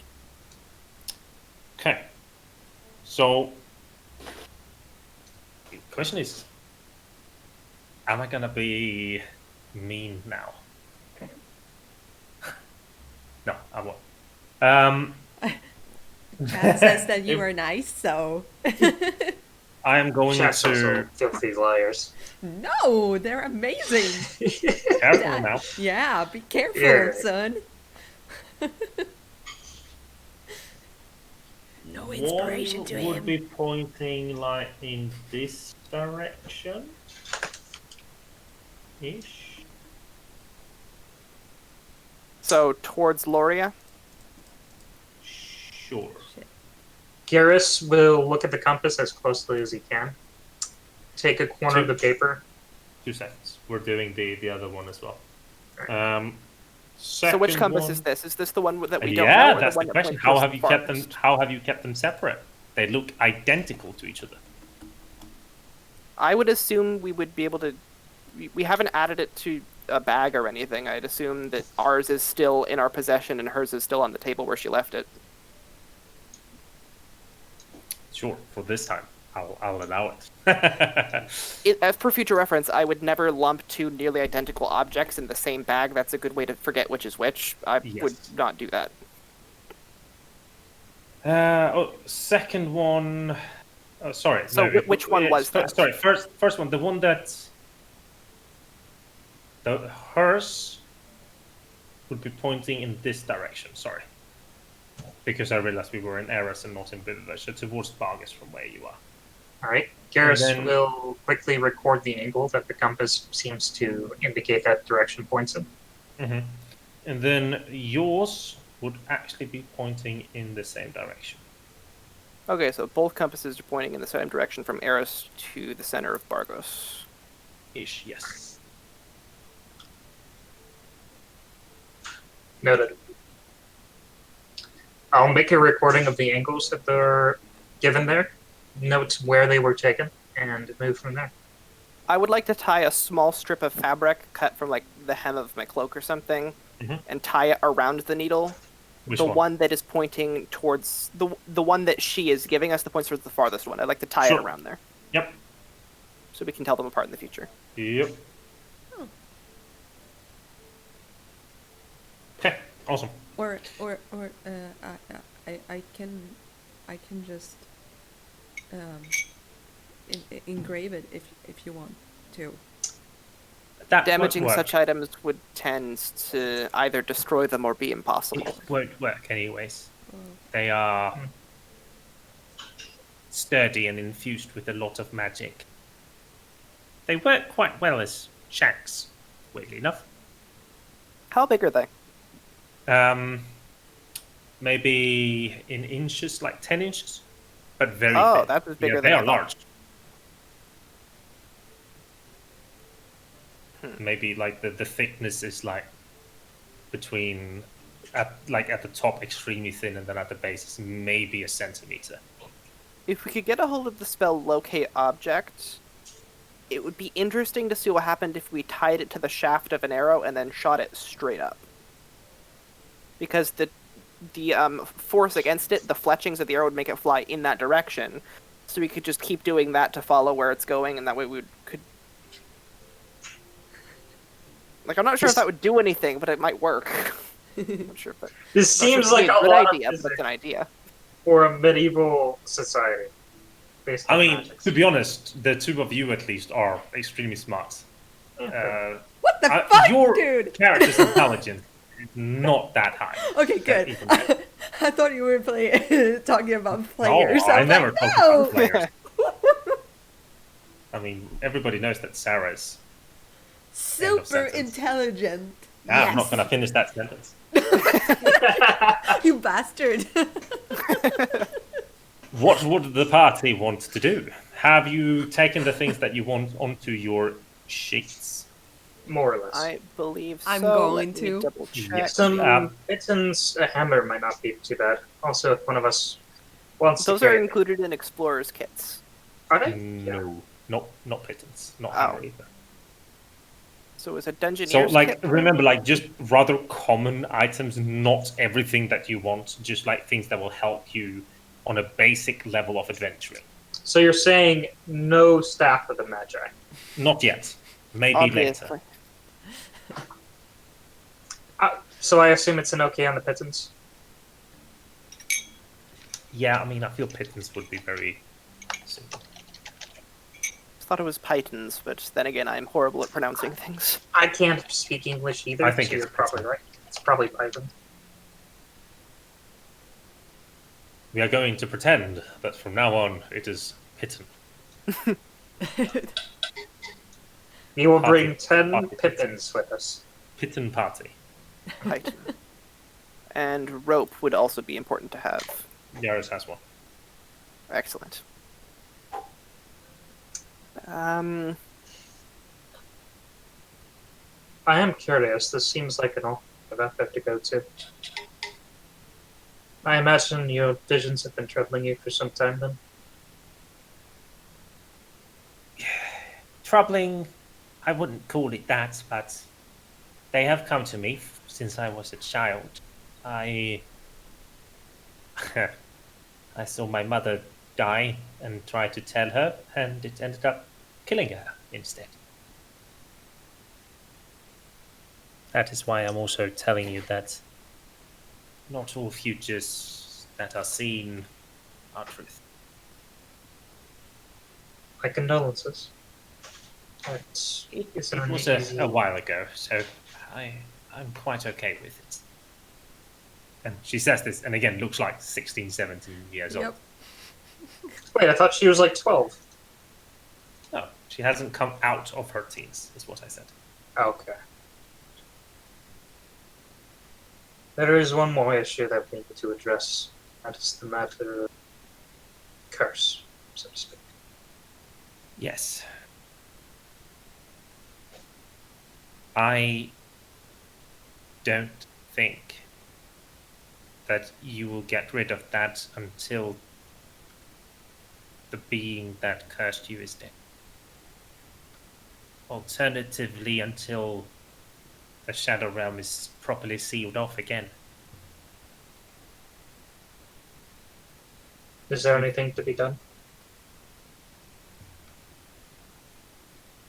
I don't know. I truly wish that I had answers for you, but I do not.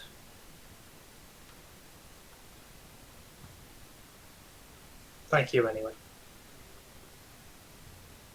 You have been most helpful. Well, that is what I do.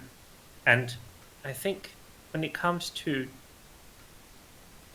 keeping the tablet safe, I could probably manufacture some sort of pocket dimension for us to be able to stow them in so that Anton can't get to them.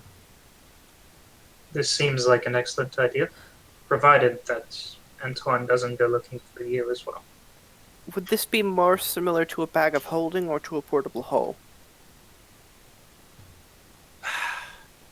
The semantics elude me, but it would work as a pocket dimension that you can put things in, but it's tethered to people. And each of those people that it is tethered to can reach into it.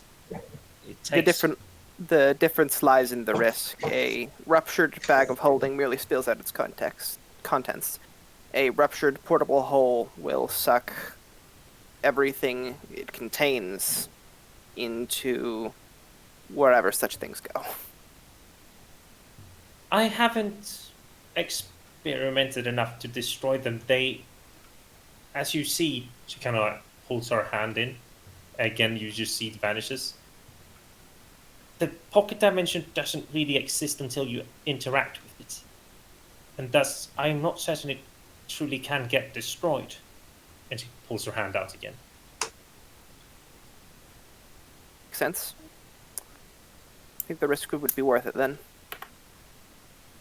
I mean, first is first. These things need to be located.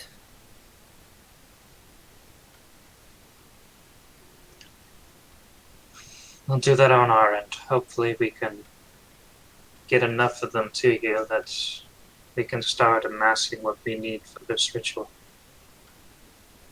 I will continue researching on my end. I will be in touch if I happen to leave town. If you may, I can put a tracer on you, so to say, so that I can have your general location and know where to send messages to. I believe that would be a good idea. She kind of looks and as Kowèn Yeah. reaches out, and she takes very gently like your hand first, and then like places 3 of her fingers atop like the veins, and you feel like a slight sting. And as you remove it, you see like a small like thorn tattoo on your arm. They're better than the scars. Okay. Thank you. No, thank you again. I No. mean, you're technically going to save the world if this goes as we want. Yeah, Which they're gonna they're gonna save the world. You got really good help in these guys. That is that's the good. ideal. Yeah. So, yes. She notices your insecurity, but probably doesn't know how to deal with it, so she just remains silent instead. It awkwardly starts talking. Is there any other things that I can help you with or answer? Because if there's not, then I need to get back to my brewing. We'll leave you to it then.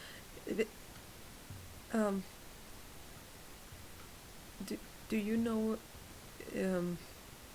do you know if my husband is all right?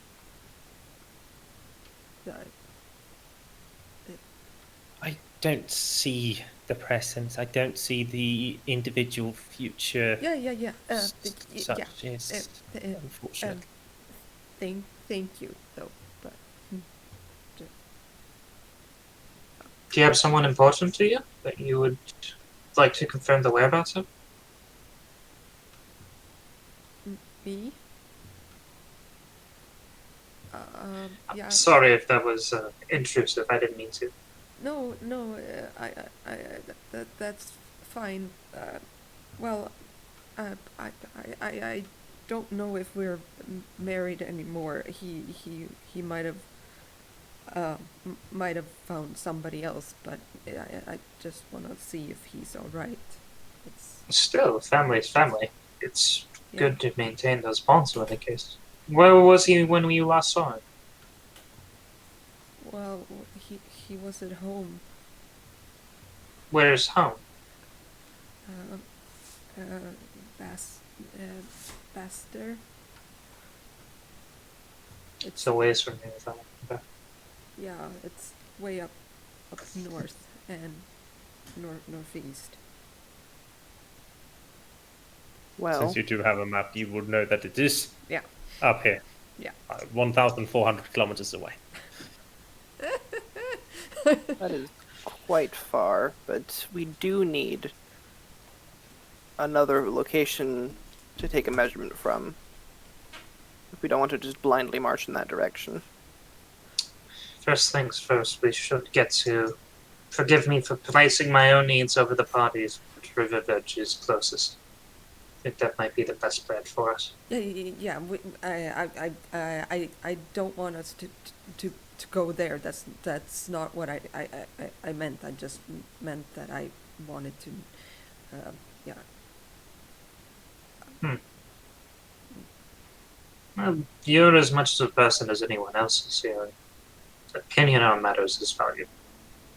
If you would be willing, we could stop in Lamenta, and perhaps someone would be willing to cast a scry for you. But that's a lot of money and things. So that we'll just do what you guys want. That's okay. I did. I have many friends in Lamenta, and I'm sure that I could find someone to cast it for you. It's not an expensive spell. It does not require Too much preparation. It would be a routine. It would be fairly routine. My only concern is that Kristoff is going to be very reckless. I was thinking of the Pathfinder version. I was wrong. But it doesn't consume. But it's still a 5th level spell, so it's just a. Would it be fair to say that I would know someone who is capable of casting 5th level spells who could do me a favor? Because I do have a position there. I mean, you have a position, sure, but also you have to remember that your reputation is kind of with searching for lore and legend that nobody really does Fair. care about. You might have somebody that you can ask that will do it if you do them a favor. That is a very high probability. Mm-hmm. Regardless, I have no money with me. I think I have 8 silver pieces. That's not going to last a day. I can give you a little bit. I don't. You've done more than enough. We can find our own way. I'm more just concerned about how we're going to travel on low funds. I can find that. So. You see her look at you as if and she stare, not stare, but she's she knows exactly what it is that you mean when you say this. That kind of a look. If Garris notices it, he doesn't respond. Wasn't one of the jobs at the Adventurers Guild a guard's position that was heading towards Rivers? River Verge, yes. Verge? It leaves in 2 days, though. We could stay here, accumulate wealth, and then take the position with the guards to make our way there. I don't want to wait that long, but I don't really see any other option. It is almost day over this day. For the time that you've gone forth and back and forth and back and had this conversation, we're probably nearing 7:30. So we would only have to wait a day then. Yes, a full day. That seems like one of the best options. Caravans are faster and safer. Can you get a message to Crystal? No, I don't have the sending spell, unfortunately. Do you know of someone who could? I mean, they haven't met him. Which is the problem. I could cast it if I had to scroll or something, so And if we that had a wouldn't come gold, cheap. if we had enough silver, we could probably purchase a scroll, but I doubt that's an option within the next day. What are the rates going to be for a sending scroll? Day of. More No than down you have payment. enough for. Yes, I figured as much. Are we off by an order of magnitude, or what? Does the book have sending? You don't know? It's a cantrip. No, sending is sending a is third first level spell. Oh, it is? Third level. Third level spell. Oh boy. I What think am I thinking? I'm thinking message. That's third levels might be a bit beyond this. yeah, like 4 to 600 silver probably. Message is a 120-foot spell. Yep. Which is great though because you can just whisper shit. Oh no! I can just do that with the Eldritch Invocation, not the Pact of the Great Old One feature. Yeah, but you can also do it with a cantrip, though. There is I also don't races need to that take up a get cantrip slot with this. I'm assuming that we're kind of finding a tavern, resting down. Do you want an affordable tavern, or We already bought it earlier when we were doing the letter thing, remember? Because we were planning on waiting there for the courier. And then I that did just like happened. we didn't drag off the prices for that, but Right.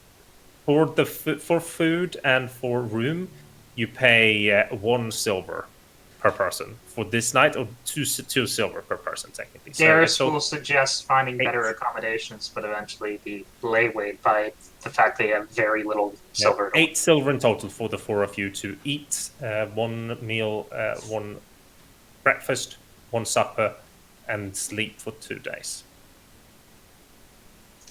So either 2 per person. I don't know how much you actually have on you after. So Like 12 silver, I think. Didn't you take some on the island though? Because we split it up evenly. We have about 12 silver per person. Oh, I did not take it.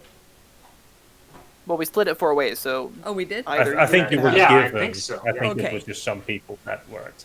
Yeah, So everyone should have 20... 10. What was it? 20... 10 12. now after. 12. Okay. Yeah. So, yeah. But I'll try to pay for the party's rooms. That's what and I'm- I insist on paying for myself. Garris suddenly is a lot less complainy about getting his rooms and also insists on paying for it. Yep. So I think we're gonna take a short break again before we continue, just to kind of refresh our heads, and Okay. then we'll come back in 7 minutes, maybe. Yeah. Works for me. So, don't go right. anywhere, chat. And Or viewers. do go anywhere, but be back in 7 minutes. Exactly. See ya. Cool. Okay.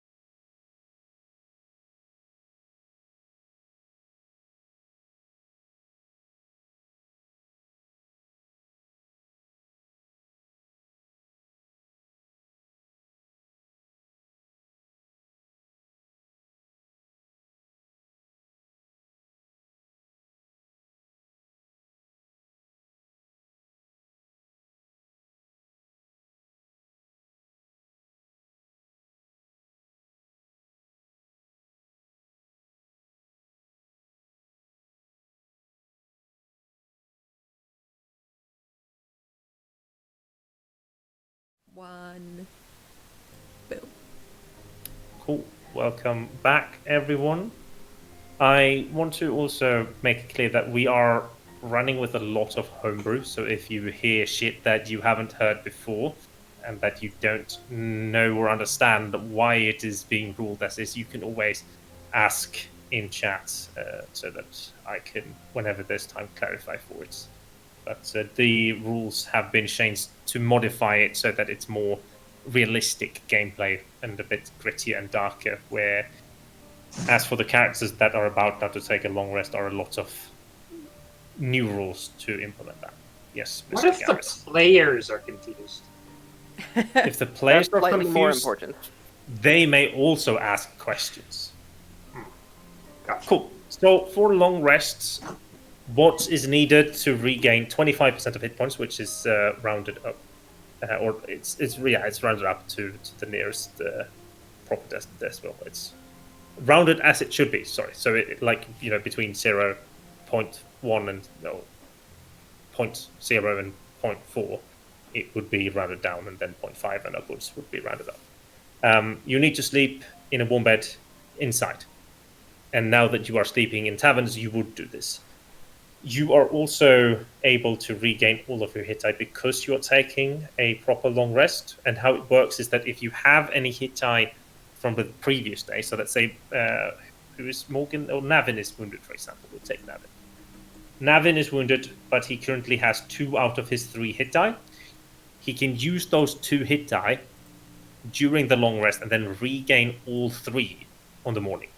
So it's more of a utilizing your hit die rather than regaining everything. So hit die is much more important in this game than anything else or than previously. Okay. So you make it down to the southern end of the town where you find the tavern that our dear Morgan so nicely previously had been to. The what did I call it? The Sparkling Tower. At the very top of this 8-9 story building is the tavern, and entering it is very loud. There is a lot of people drinking. There is just a lot of commotion in a very cramped space. It seems to be several levels that you have small staircases up, and there's nooks almost spread around that almost looks like these VIP booths that you can find. Now I am having hiccups. It sounds like a club. Oh my gosh, I really missed that. almost. Oh my god. Are you drinking from a flower base? You have been tired for a very long time. You're on the point of feeling famished as you do step through here. So it's, unless your character wants to do very specific, the urge is eat and sleep as of this moment. That makes sense. Okay. I would ask though, Tim, how would my sleeping arrangements be? Would we really have 2 different rooms, or no? You get 1 room for this price. Okay. One rather cramped room. Okay, yeah, with 2 bunk beds that has this narrow space between them that you have to shuffle in between, up and such. Okay, are there any dressers, anything? No. Nothing like it's that. basically so you open the door, it's 1 step in, and then there's 2 bunk beds that you can get up in, and the entire room is maybe what would be a meter and a half wide and 2.5 meters long. Yeah. So it's very small. And that's for all 4 of us. No. Yes. Yes. Okay. Yeah. I just immediately get beneath the floor, or sleep on the floor below the bunk beds. That's what I do. Sure. You see Kowèn creeping underneath the bunk beds. There's Kowèn, are you okay? more than enough room on the cushion if you'd like. Yeah. Or at the very least, let us get you some of our sleeping bags. No, I'm okay. Do we You're see like the sure? hand come out, take a pillow, and just back in? Nope. Not even a pillow. Nope. Okay. At the very least, I drop my bedroll down and sort of nudge towards you. At the very least, take this to lie on. It'll be more comfortable than the floor. A little hand comes out and takes it. And then just, yeah, I just All try to right. get Naturally, I will have the bottom bunk. You two can work amongst yourselves on who gets the top. Jordan and Morgan. And just shrugs and goes above the one that you chose. Yeah, that handles the sleeping arrangements for the night. As you all start feeling the sleep kind of come towards you, you have a lot of thoughts in your heads. It has been a very eventful past 24 hours, being shipwrecked, fighting monsters, being teleported into a rogue's den, having the wizard almost get you killed for stupid comments in the rogue's den, getting out alive, and this like goose chase almost from one end to the other, trying to find Lysel, finding her and getting a lot of information about what is going on with the Shadowfell, what is possible to do to stop it, and at least now you have leads in order to follow that up. However, you are still kind of set, or at least Garris is so much set upon finding Kristoff and figuring out what the fuck is going on, because as he knows, Kristoff is probably going to do something very stupid, because impulsive, and it's his brother. I feel that... No. Is there anybody that does anything before they sleep or such, or is it just like sleep? Cool. You sleep. Garris will take 15 minutes just out of habit to alarm the front door. Okay, all good.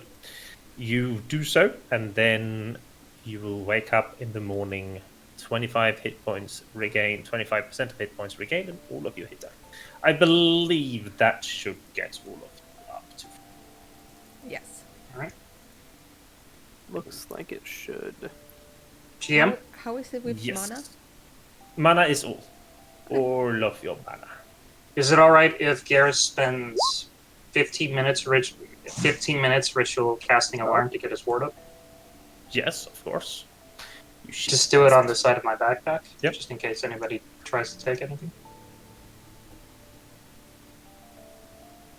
What, you Morgan don't trust became me? healthier than he was. He wakes up and feels so damn good that he's over his maximum hit points. He says, "Oh, this is a good day." It's a good day to be not dead. Now we're getting into the... So, today is like a quote-unquote downtime day, but you will probably need to speak to the caravan master to get positions if there's actually any left. Is there anything else that you want to do during this day? Garris might flip through the spellbook to see if there's anything immediately applicable. Another thing that might be considerable is looking into some of the other jobs that were posted. I know somebody wanted the necklace back of some such, and there were some other matters that might be attended to. Yeah, it would be good to see if we could do like one of those things, just to earn a little coin during the day, as well as sign up for that whole caravan thing. So it'd be good to head there. Okay, where do you want to go first? Let's start with the inn.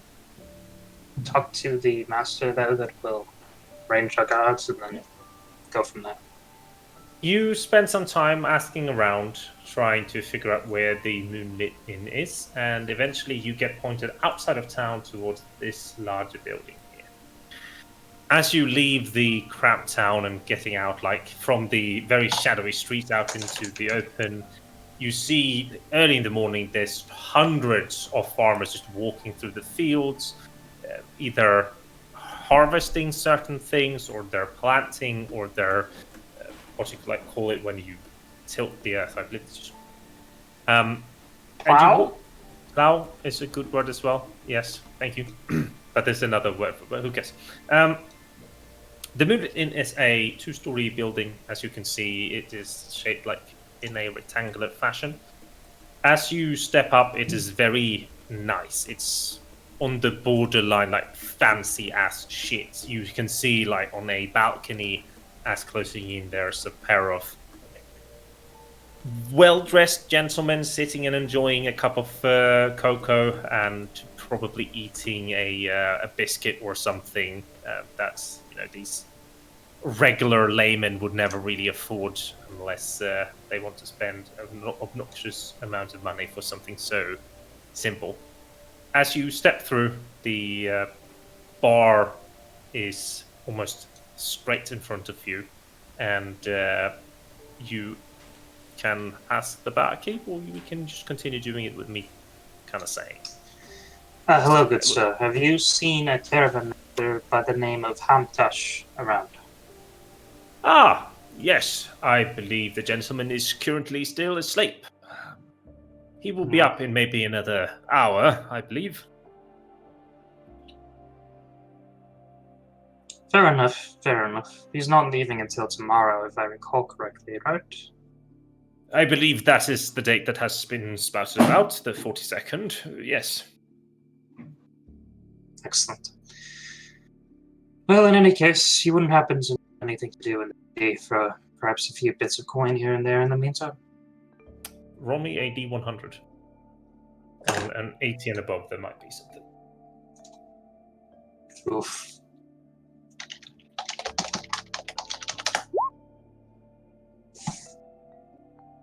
As it's so matter of fact, sir, the runners didn't come this morning with the flour from the farm down south. You could run down there and perhaps get us a few sacks and a couple of egg baskets as well, and we can throw in, say, the cake that we'll bake for it and a silver. He sort of winces at that. That is reasonable. We'll keep that in mind. I'll do it now. Yes, that would be Okay. assumed. Yeah. Oh, I see. And I look at Morgan and just like, is it okay if I don't think go? that you yourself can carry 7 sacks of flour, though. So you're going to need more than we'll help. yourself. Yes. Well, I'll take care of this then. Sounds Good. reasonable. So you head out to his direction south and find a farm where you quickly negotiate the findings of 7 flour sacks and 2 baskets of freshly laid eggs. Making your way back, it would have taken you maybe 25-30 minutes or so. And as you come back, he's kind of, if you go out around the back, please, there is a small divide between the hedges that can get you, and there is a service entrance. If you just knock and place the things there, they will take it. And then you can come in for waiting for Master Hamtash. Thank you. I can do it. You guys can do something else. So It's okay. It's really no trouble. It's 7 sacks of flour. Let's take care of it together. At least then it will be easier. I may be Go for it. crippled, but I'm not useless. Okay. You go and place the ingredients out in the back and then make your way into the tavern, where the tavern keep would kind of imagine it's a bar that kind of sticks around the entrance, so he would lift up for you to enter, and then you go in. And it's a very nice place. It's like most of the things are cushions. It's not just like raw stools. It's everything is it's either leather or silk cushions that you sit on. Some longer sofas along the walls where there's large tables as well. And you kind of just indicate a table at nearest the entrance, but you still get to sit and wait before you can hear like very loud footsteps coming down the what sounds to be like an outside staircase, and the door kind of flings open. Ah, Master Bron, I would very much like to have myself a large cup of coffee. 50% coffee and 50% ale, please. You just see like the barkeep just kind of shake his head at this. Sounds As he, profoundly unpleasant. Of course, sir. As he like walks over, takes like a flagon of ale, pours, and then pours in cocoa in it, and like you see the revulsion of him as well as he places it. The man that has spoken comes in. He is a dark-skinned individual, has a turban very neatly bounding up what presumably is hair, bushy large eyebrows, and a thin beard that kind of goes down. He's wearing turquoise vibrant like silk, and it's a long dress like you would see probably like desert folk wear, with a white sash over it. And as he walks up to take it, he just kind of slams it twice on the table, and then that always gets me up in the morning. Oh shit, the accent completely changed. He kind of looks around as the bartender. These people wanted to see you, Hamtash. Master Hamtash. He kind of nods and turns around and sees the three of you. And what would I owe the grand pleasure for? Caravan guards, I'm assuming, by the look of you. That's the intention, at least, friend. I wouldn't go so quick as calling us friends yet. Yeah. I'm sorry, Figure but speech. a bit stingy when it comes to who I trust and who I don't. So, Decent policy. he kind of just turns around, leans over the bar, pulls up another like bottle, and you see like again this barkeep just like winces at this as he walks over, sits down, and just places it, takes like the cork out of it, and just takes a good sip. So, what experience is it that you have?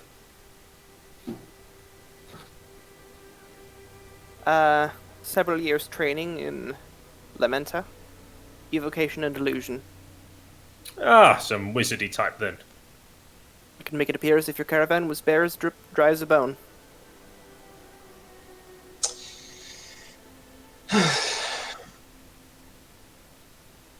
Kind of looks expectantly to the others. Is that all? You're coming here as 4 people and only one of you can do anything? No, don't. Kowèn? Well, spot. He Kowèn? is with me. I can vouch for his usefulness. Yeah, I Kinda looked avoid at Kowèn. all. He's handy with a blade. I avoid all contact with this man. He is freaking me out. So I am. He is handy with the blade, but not one for much conversation. You feel a foot underneath the table prodding you, Kowèn. Oh, what the fuck? Oh, okay, that's not okay. Scaredy cats can't do anything on a caravan. 4 years in an attemptable attention off of Kowèn. I'll just start speaking up. 4 years roughly in the Altwick military. Obviously, circumstances didn't work out, but recently spent around 3 years training under a particular wizard in. Let me see if I can remember. Valoar, I Thank you. believe. Dolora. Specialization in abstract evocation. Your wizardy types are all great and such when it comes to keeping things away or burning things up, mostly, but the only one that really looks like anything, and he kind of like nods his head toward Navin, is that fella.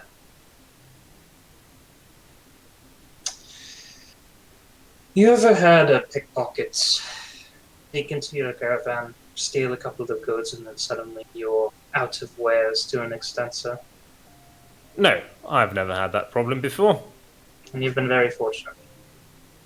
Or just very good at what I do, and I intend to keeping it that way. And even though your sorry ass seems to be the worst that I can get, I will indeed hire you. Because in worst case, you can always spook whoever tries to attack us. You seem he seems to have a very. I think that Kowèn would probably be the one noticing this. Like this man seems definitely to be like from the outskirts of the Holy Dorian Dominion, like somebody that doesn't really respect magic and just sees it like some hocus pocus kind of deal. And like he would probably remind you a bit of Demas as well, with the darker skin and such, because like from the same regions, but not the same like aggressiveness. No, but at the same time, I picture him as a merchant kind of thing, Yes. and that's what's freaking me out at the moment. Well, if our appearance is what concerns you, I can at least provide at least a little intimidation. And then I demonstrate by using a silent image to generate an image of a very tall, very muscular person in full plate armor. Kind of nods. That surely will do. Can you make it move as well? Or is it just standing there? I demonstrate by having him do a little flourish with the sword. Yeah, Because silent images can be animated. I suppose. That's a good case in your direction. Well then, welcome. I'm Master Hamtash, and this caravan that you're about to join is 4 wagons, and it will take us maybe 15 to 20 days, depending on weather, to get over to River Verge. We won't be making any stops in any of the hamlets on the way. We're just going to power through and get there as quickly as possible. Your pay is 4 silver a day, should we get to the end and everything is there. Well, the majority. So if we do get attacked and you run off, ain't getting shit. If we do get attacked and you can't protect the goods, you ain't getting shit. I will feed you, and you'll be able to sleep underneath the wagons if there's space. Does anybody know how to drive a cart and horse off you? I can't say so for myself. Well, that sucks. That just means another person to get the cut, but it should be alright. Check it with Navin, be able to do it. Don't think so either. No. Oh, he can. Navin will. Can I extend this hand? I can drive this cart. Can I nods? Ah, well, that's good. So, tomorrow, be here at dawn, a bit before, and we'll head out. Excellent. Cat on the door. Cat in the cat litter. Even worse. Okay. So, this very unpleasant conversation.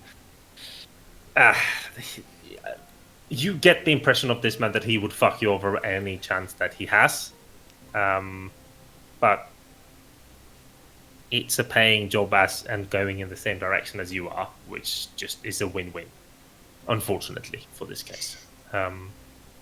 We wanted to have Garris looking through the book, and was there anything else?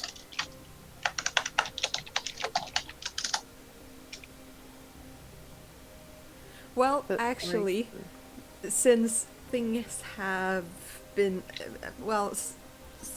because of this situation and stuff, Kowèn will definitely try to find people suitable for pickpocketing.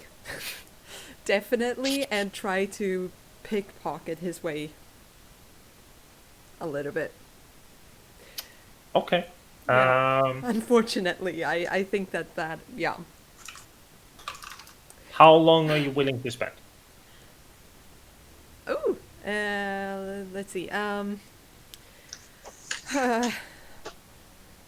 Oh, I got another inspiration. Haha. Thank you. I need it for skill. Thank you. I really need it. Okay. Yeah. Well, I will, of course, aid the others in whatever they're doing, but I mean, when we're going back and forth to different places, in big, large areas. So you're doing, what you're telling me is that you're doing it next to these people. Well, I try not to. I try to, fall behind a little bit. Mm-hmm. And kind of do it. So I'm trying to do it without anybody seeing it. Sure. Roll me a light of hand. Oh, okay. And you do have a d6 on top of this. Don't roll shitty. Yeah, I know. I'm so scared. Oh, okay, good. Problem solved. But I'm gonna use that one either way. Yeah, you have to. So. Yes, exactly. So it was a D6. Let's see. Yeah, well, 21. 21. Roll Thank me you. 3d6, please. Okay. Oh my god, my heart is racing so quick. 3d6, you said? Mm-hmm. Okay, cool. When are the deck saves coming out? Roll it 2 more times. 2 more times, okay. Whew. Oh, there we go. Okay. During the entire day to kind of vent, you take your time and pick some pockets here and there. You know what kind of people to avoid and what people usually do have coin to spare. So in total, you will gain yourself 18 gold. Not gold, shit, silver. Oh, yeah. I was like, 18 what? gold. I was about to be hyped. No, 18 silver. And yeah, that's what you do as we're going about. Okay, cool. I'm going to wait till after Garris is done with his stuff and when we are gathered around together again and in private. So. Where would Garris flip through his book? Is there a nicer district somewhere in a park? Somewhere just generally... No, there's like nothing like that here. You can go outside of the town and kind of sit down and chill, but... Does it smell like manure? No, not all places. Most do, though. I will probably make my way into what I would judge one of the nicer parts of the town. Just sit down, start reading. I would discuss, however, with Kowèn and... Morgan, thank you. About whether or not we want to start tracking down that necklace or just go about our own ways. I kind of We could at least look into it. Alright, let's... What were we going to say? Let's give the lady a brief visit, see if she has anything for us. If not, go about our day. Okay.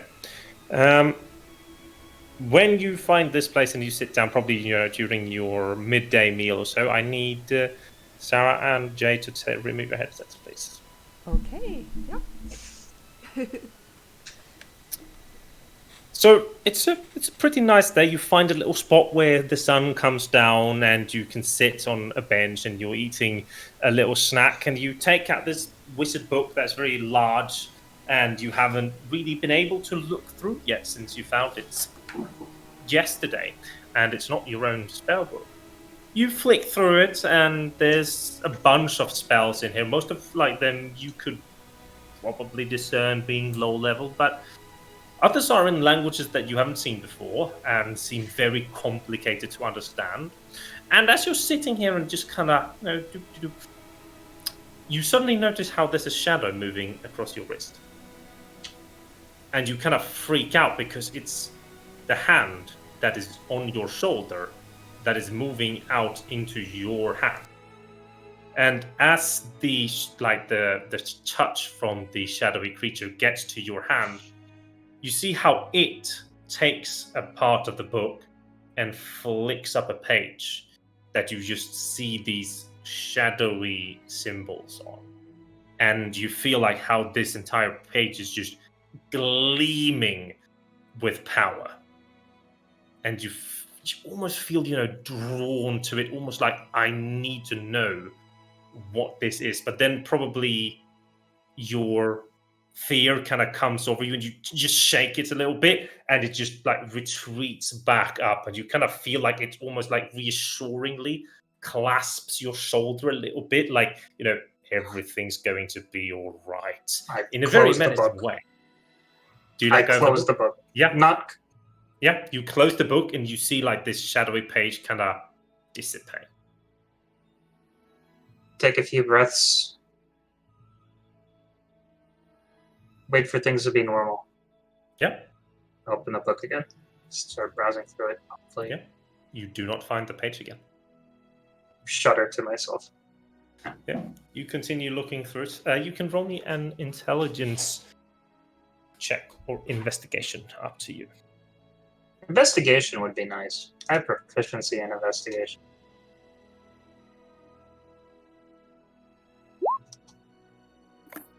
Cool. Okay, yeah, that seems about right. So now the next 3 rolls I will make will be natural ones. That is the way probability works. Yes, correct. The 5% I don't chance. think so. Shh, let him have it. 5% of 5% is like 0.005%. Roll me a d3, please.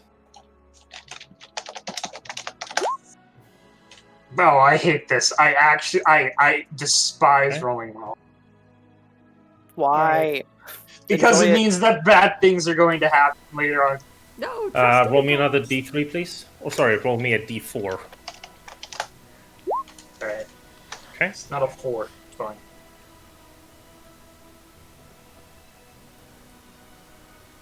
Roll me a d13. D13.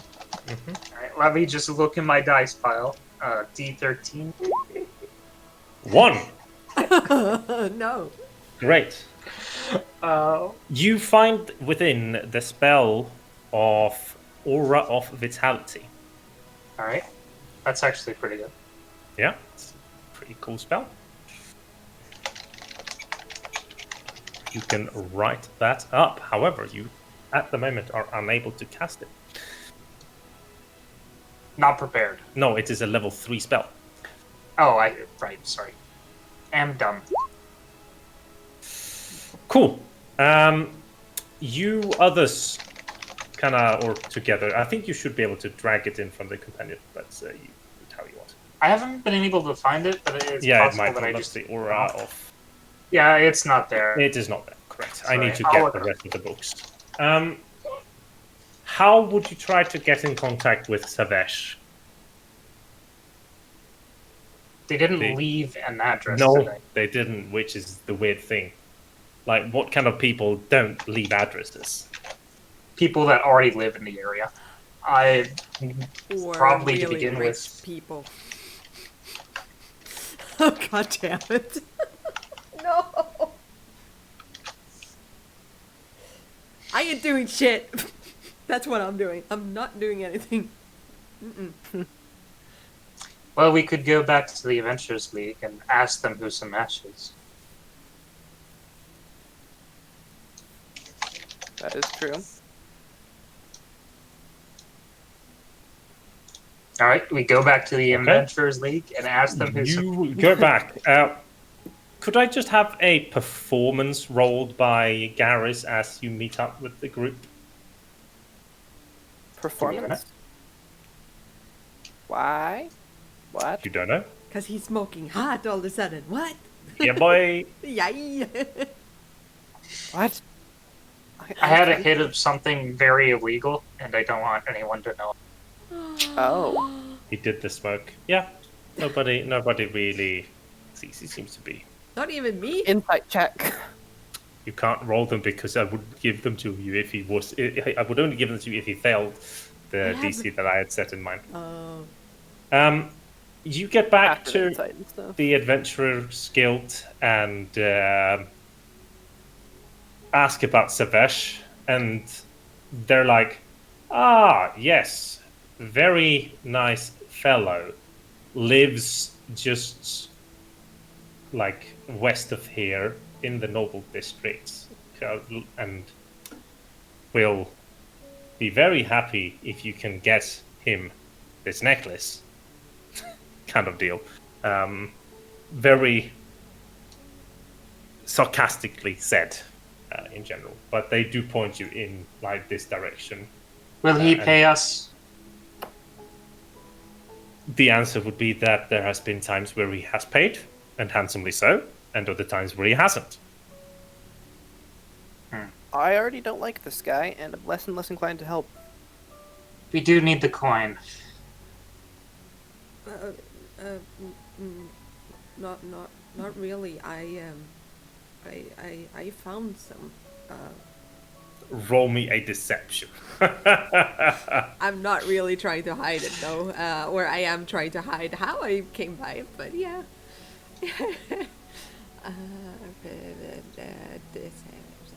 uh, Could also, Brian, could you underneath the cogwheels change your name from on Roll20 to Morgan?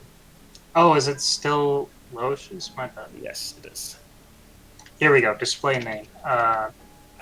I mean, you see on Kowèn that, yeah, he found them, kind of deal. Like, it's... And I hold them out to you Yeah. guys, so I show 18 silver.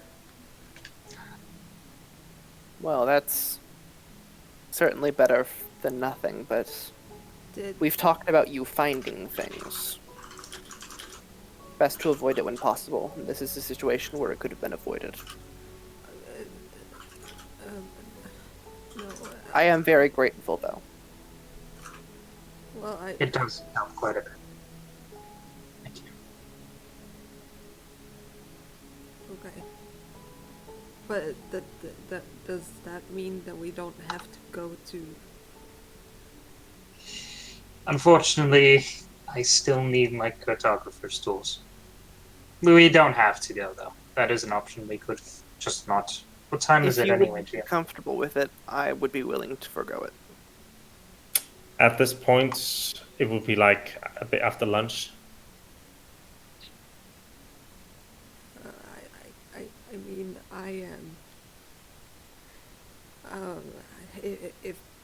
if you say that we should, then I'll do that. But It's not a matter of what we want. What do you want to do in this matter? well, I don't want either.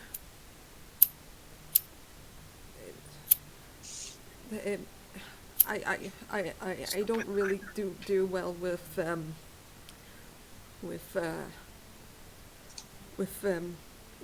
rich people. They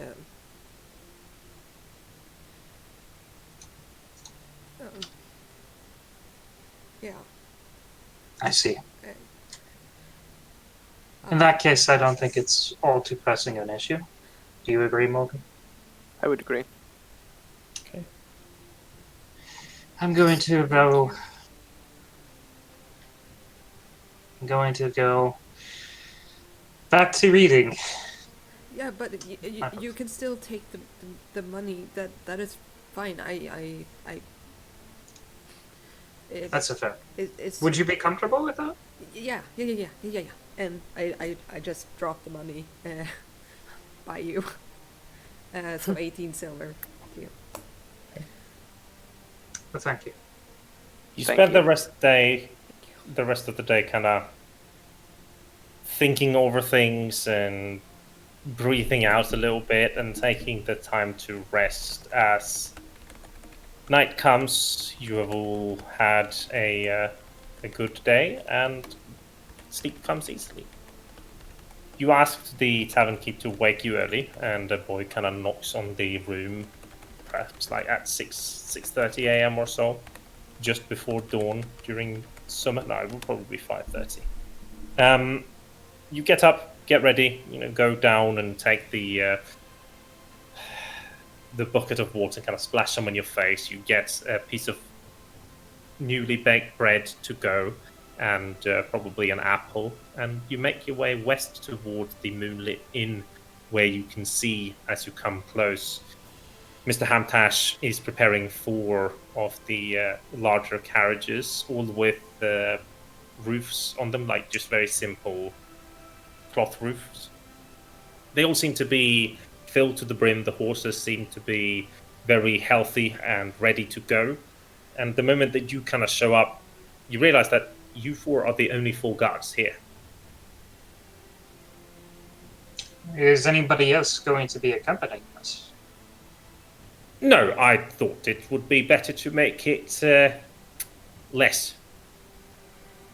Insight check, if Go you don't ahead. mind, GM. Are there Same. any crates or large boxes? Yeah, there would be a lot of them, but they would be up in the wagons. Yeah, that's That's what I mean. He seems to be truthful. That's like less, but it's kind of obvious that he wants money, and he doesn't want to have to pay a lot of money. So, like, as he sees your concern, he's like, you know what? I'll bump it up another silver a day. 25% increase. It's quite a lot of money. Suppose that'll have to do for me. I'm not in the mood to haggle. 3 silver a day seems very low, but I will accept it nonetheless. 5. It started as 4 and he upped it to 5. He upped it to 5. Oh, 5 silver a day. Very well. That seems reasonable. Well then, get on or walk next to. Don't care. We're leaving.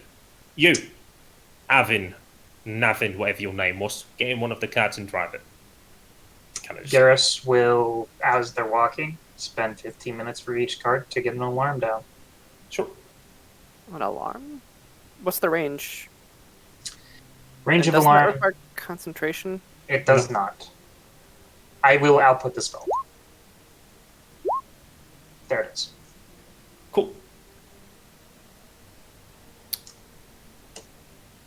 And I will take my free 9 HP alongside that. Nice. I will walk beside the cart. Yep. Now, we can do this 2 ways. We have a lot of downtime activities. I think that what we're going to do is we're going to take them and talk about them during the break between now and next week, rather than going through them now. I do want you to kind of check through them and decide what it is that you want to do. Of course, now you can basically only do proficiency practice or expertise practice. But it will be a lot of downtime that we're just going to, have me, quote-unquote, do a quick speed off, and then we're going to continue later. And there might be events throughout the journey, depending on how certain things go. And we're going to have the first time where we do the randomization system, where everybody rolls a d20. Now? Yep, everybody rolls a d20. Okay. 8. No, don't need to say anything or do anything just yet. Okay, so Six. you have rolled 3 20s. I am going to pick 1, 2, or 3 in my head, and then you are going to choose together one of the dice. If you pick the same that I have, there's going to be a random encounter. Okay. Alright, so we basically pick a number 1, 2, or 3. You basically pick between 6, 8, or 10, because those are the 3 that you have. Sometimes it's more dice, sometimes I it's think less 8. dice. I see. I think I'll 8. agree with 8. Yeah. I'll take 8 as well. Yeah. Okay, so you all pick 8, and unfortunately 8 is the lowest number, or the lowest number, the middle number, and Which means what? which means Random we're going to encounter. do a random draw. Oh! Encounter. So, how this works, I'm going to see if I can tilt the camera without showing all of my atrocious things that I have here. I have 2. Come on, your fingers are not that atrocious. No. Okay, I don't- know I'm- what this is. Sarah has already done this, so Yeah. I'm going to let the 2 new people do it. Garris, give me a percentage of where in the deck we're going to go, like bottom half, top 20%. 0. 75. No, Negative give- 17. What did you say, Morgan? 75%. 75%? Okay. Oh my god. And now in this, I'm going to spread it out, and you say stop, and then I will pick that card that you say stop on. If you do Why not are say you stop, doing this to us? if you don't say stop by the end, I will choose a card. Ah! Tell me stop whenever. Why? Stop. Ancient dragon, boo! And then we'll take for the other pile, Mr. Garris, top half, bottom half. Bottom 25%. Bottom 25%. Okay, you have 4 cards. Right, 1 here, stop. 4 here. 1, 2, 3, or 4. The bottom. The bottom, Bot- number 1. Okay.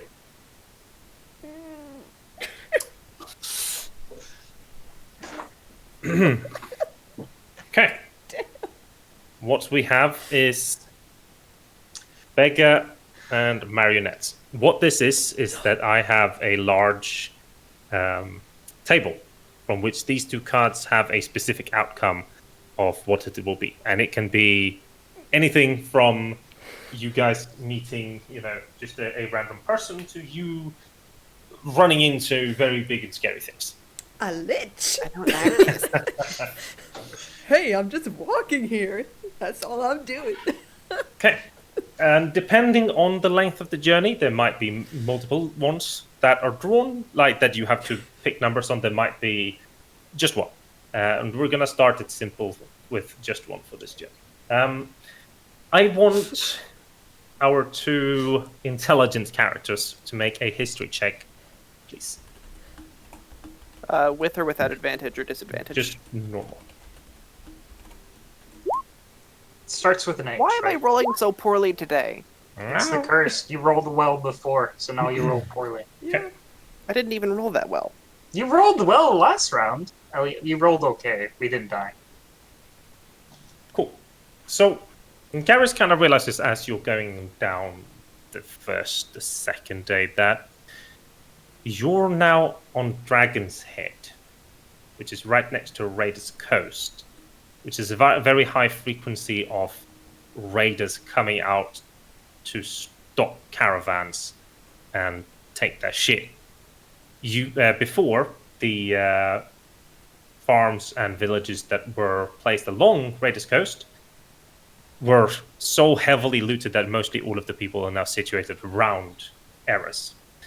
So during the fourth day, you've traveled maybe half the day, closing in on 100 kilometers or so. So just before the road splits off to where you could go to Lamenta, you're coming into a turn. And as you're coming into a turn, you see sitting next to the road is a very small, hunched-over figure. He kind of looks up. You see this long grey beard and his very weak cane as he's kind of holding it. Excuse me, travelers. And you just hear Hamtash spit something on the ground as his cart continues to ride past the man. Can I? Is there any way for me to sneak into nearby bushes or trees or anything? You would be in a place where north of the road is just a lot of hills. There are some bushes up there. You ride past just now a dead tree, a tree it has some things up in the foliage. Okay, yeah, so I would like to try to make myself like I don't exist, and if something happens, I want to pop out and surprise the motherfucker. Sure, you crawl back into the cart. Oh god. Okay. I mean, that's literally the only place there is, unless you want to jump out of the cart and go up into the tree. Nope. Nope.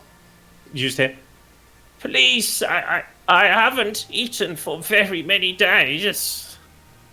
Just something little to spare. You must have. He takes the cane and pushes himself up. Please. I will, as I'm running past, stand over him, toss him a silver piece. He kind of nods. Thank you. Thank you dearly. I toss him a wrapped bundle of dried meat and fruit, one of the ration things that I have. I've got 14. I'll give him a day's worth of rations. Mm-hmm. He nods. I'd like both of you to roll me an insight.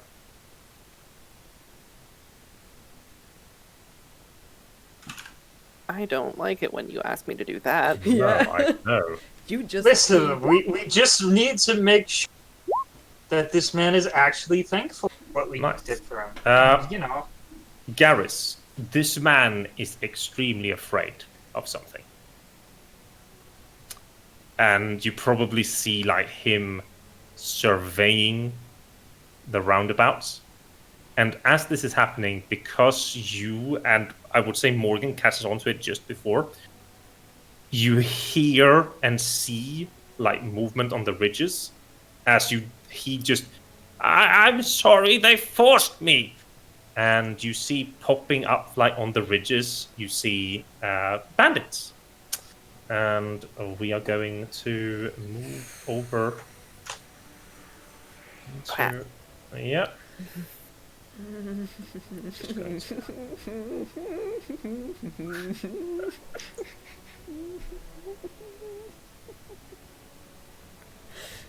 find a good token. Who in chat thinks we're screwed? Nobody. Everybody knows this is going to be. Everybody in there. Come on, guys. They're just bandits. They're CR 1.5 with 5 HP. In team campaign? No, they're different. Trust me. I'm just trying to find a good picture. Oh, We'll use one of the other ones. From this log behind you do see a... I'm gonna put this man because Garris did toss him the thing, so just gonna tint this one so that you don't accidentally kill him. There we go. The green one is the man. And with that, we're gonna open the initiative order. And oh shit, that's not what I want to do. This one. We're gonna swap over to some battle music. I am quickly gonna go and take a piss, and then oh my god. we're gonna have a fight. Yeah, there's one person in chat that raises their hands. Thinks that we are gonna die. We screwed it. Nice. Not nice. Saviors of the world, killed Yes. by the first random encounter. Come Let's on, go. come on, dudes. Come on, chat. I know you can do it. Save those, Alright. save those things and just throw them at us. We don't want to die. So, let me look at the range on Shatter. That's gonna come in handy. Oh my god. 60 feet, I knew I should have taken magic missile. Oh my god, that's horrible. 10-foot radius. That's a bummer. That's a shame. Go bandits, you bastard, Cape Satan. What? No, I'm just kidding. See, like, 10-foot "I need to do radius. That's not gonna work. Oh.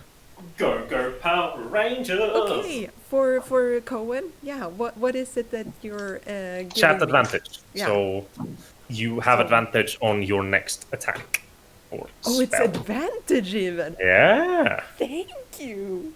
Boo. Good. I like people rooting for me and my bandits. No, he does not. He hates it totally. Okay, let me get When some I play D&D, then he doesn't like it when I'm the GM. I saw you, Tom, yesterday. Tim, that's your word. Who Name. the heck is Tom? There's another guy I'm talking to. That feels like a sheep blow. I'm sorry, don't kill me. Oh no! Oh my god. We're so screwed. Oh. Oh no! And now I'm gonna swap over to GM roll so you can't see the rest.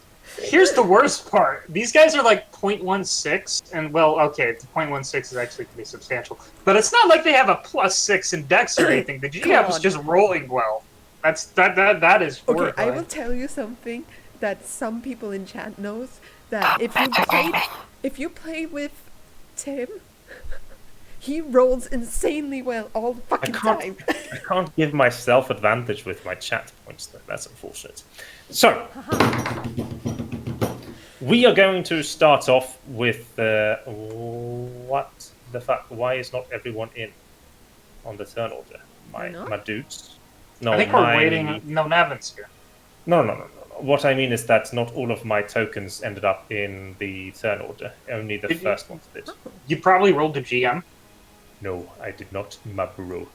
It's just that they are counting as the first sheet that I used rather than as it should be. Take that one. This one. We could just say they don't have it round. Yeah, we could do that.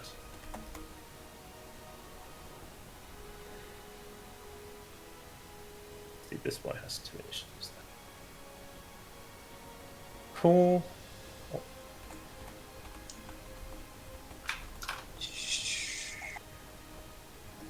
This should be it. So we'll start with from the very top, just so that you guys also are aware. These inclines are between 5 and 7.5 foot inclined hills.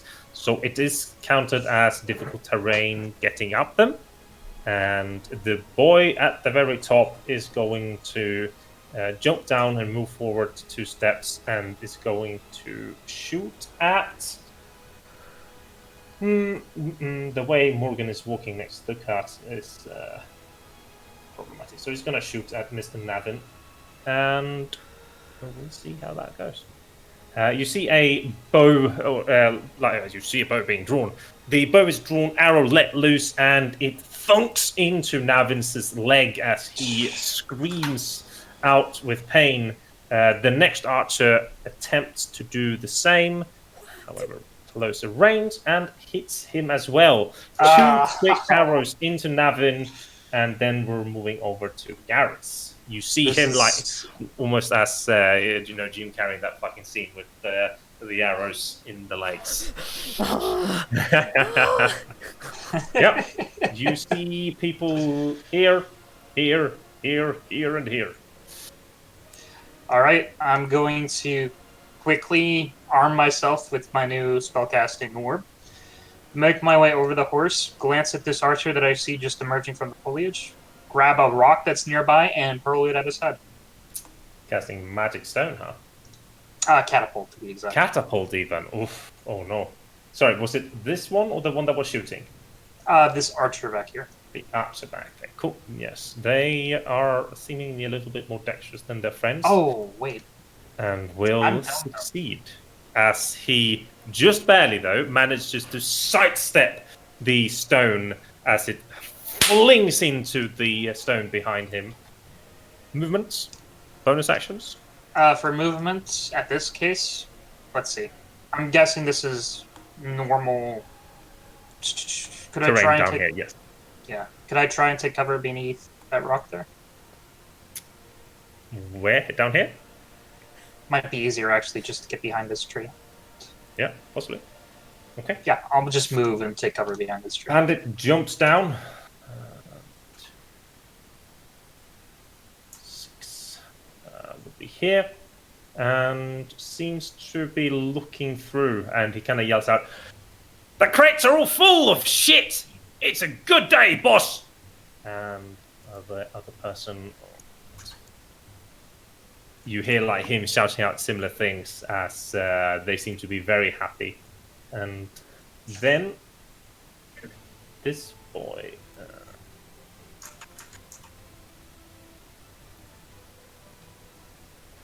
okay, he did have 2 turns. He actually should be doing this one. Garris, Yes. as you kind of get behind the tree, there jumps someone down from above the tree and is going to strike you with advantage. No.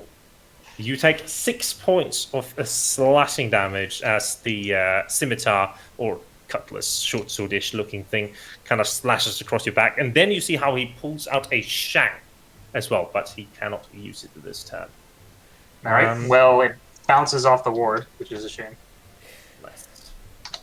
Then we're gonna have behind our dear Morgan. You hear sand being threaded as running up from behind these 2 rocks is another person. This person does have both his short sword and shank ready.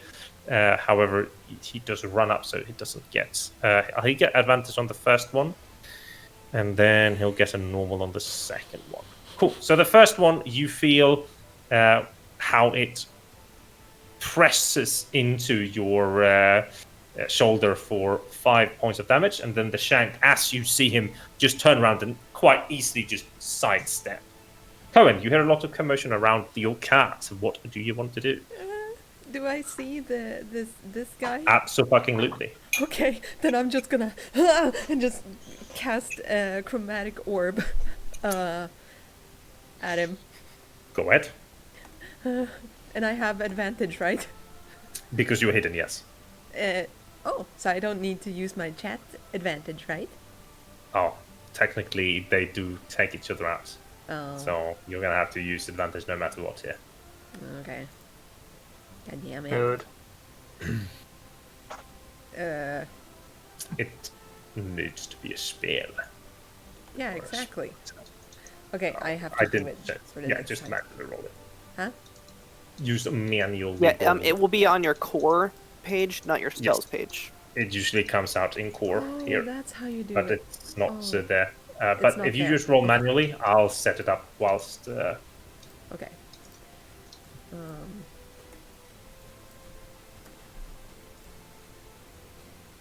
That is a hit. Roll me 3d10. What type of damage? Cold. Nice. Let's see. What was the? How much did you say? Sorry. 3d10. 3 did that. Okay.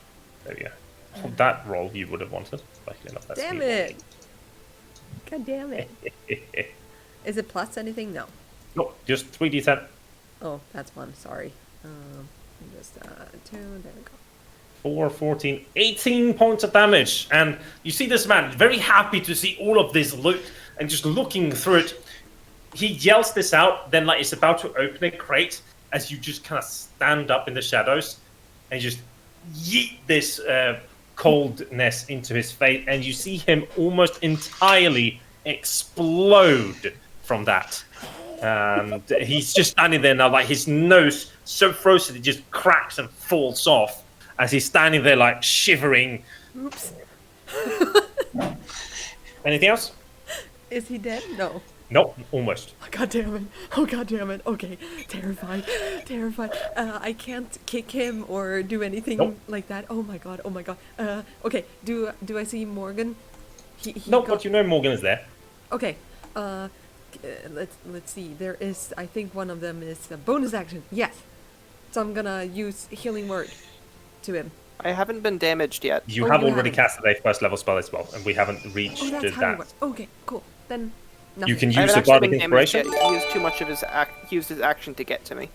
Oh yeah, bardic inspiration. Yes. I just I just call out to Morgan and just they're not that hard to kill.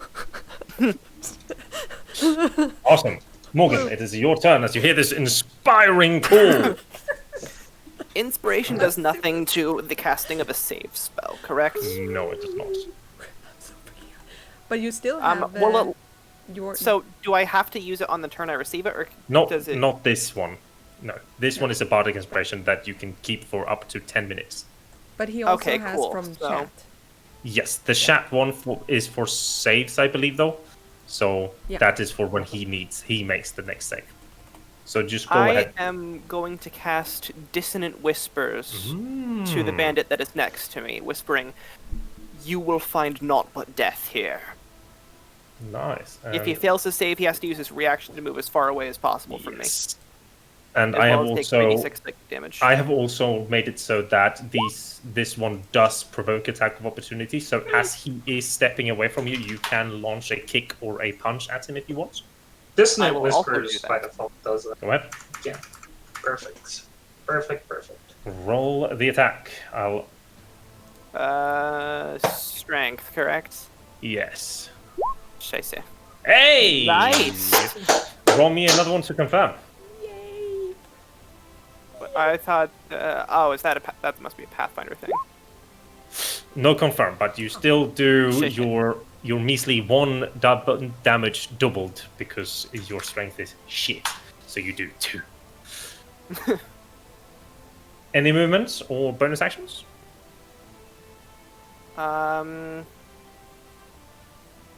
No, I don't think so. Okay. The last archer does see this transpiring and is going to move over and attempt to shoot down on your face, Morgan.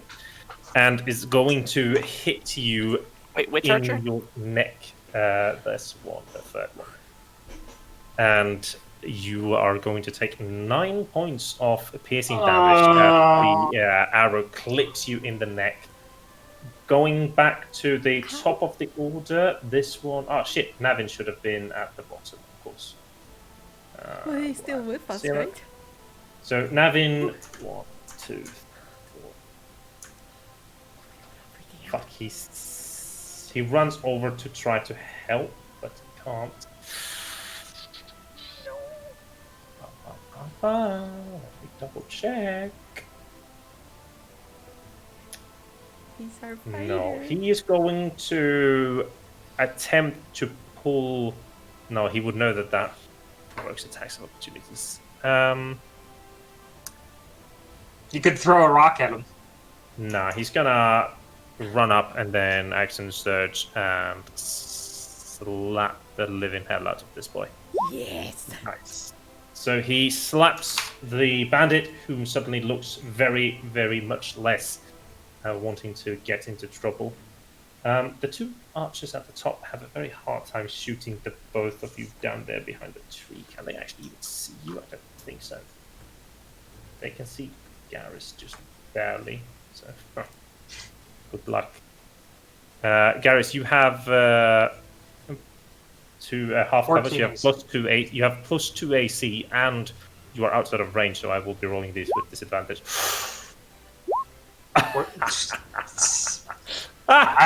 Alright. Ward is dissipated as the arrow just barely pierces through and manages to scratch me on the shoulder. I am now at 23 HP. I love being a DM that rolls good. So two arrows just next to where you are. One of them do hit you like in the toe as it pushes through. It is your turn, however. Alright, I'm gonna try and do something tricky, I think. Let me see. So I did have an idea for what I want to do. Can I take out a water skin with my free hand, stumble as I'm making my way as if to create an opening for this bandit right here? And while I'm doing that, just prepare to cast Armor of Agathis, so that when I see him moving to try and hit me, I can get that off. Ooh, so you're provoking the attack of opportunity, and in response to provoking it, you're casting your spell. I'm going to give you a D6 of inspiration for the use of the spell, and you are also going to be slapped with the short sword. Now the question is, do you want, because you can take the attack as well, you can like choose to take the attack if you want to. I think I will risk that at this point. Okay. We need damage. So I will, in the back of my hand, I'm going to flip open some water, and then basically, as a result of that, suddenly just everything around me turns more or less... Second level? Second level, I think. Ooh, so 10 points of temp HP, and then technically it's 19, isn't it, because of your ward? Yeah, I believe so. It might actually be 4. I'll have to... Wait. Yeah, double check. I don't know how big the ward is. It's your wizard level. It's a wizard level plus int. Let's see. So 6. Yeah, alright. You will take 3 points of damage onto the ward, but in return, the bandit will take 10 points of cold damage as it just splashes up at his arm that's swung down upon you, and you can go it and take your movement. Alright. That's 5, 10, 15, 20. I guess, let's see. I will make my way to the cart, try and take cover there, and start lining up shots. Go ahead. My turn. The bandit crawls into the same wagon where Kowèn is. You see him pull out short sword and shank and try and stab you twice, hitting once for 6 points of piercing damage as this short sword goes through your shirt. This bandit turns, sees his friend running, sees Morgan standing there, and proceeds to 1, 2, 3, 4, 6, 7, 8, 9, and then end his turn right there. Bandit turns around and attacks Navin twice. Oof. Hitting him another 8 points of damage as we go to this boy who has just spent his round running away. He's going to spend his time 1, 2, 3, 4, 5, 6 running back and slashing at the person that sent him running twice. Short sword and shank, you have AC of 13 now? 14. So one of them will hit for 4 points of damage as the shank again easily sidestepped. Kowèn, you are completely cornered here. Like, moving is hard.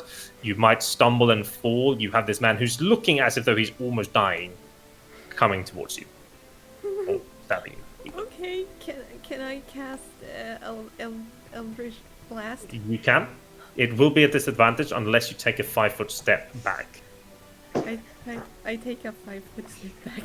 Okay, so you take a 5-foot step back. That uses all of your turn's movement and kind of gets you out of reach. So it's all of your movement consumed into a 5-foot step to make sure that you don't take an attack of opportunity, so that you then can shoot without disadvantage. Okay, so just a straight one. Just a straight one. Okay. Oh, god damn it. 12 is not going to hit it. No. Damn it all. The Eldritch Blast just next Okay. to him. This is okay.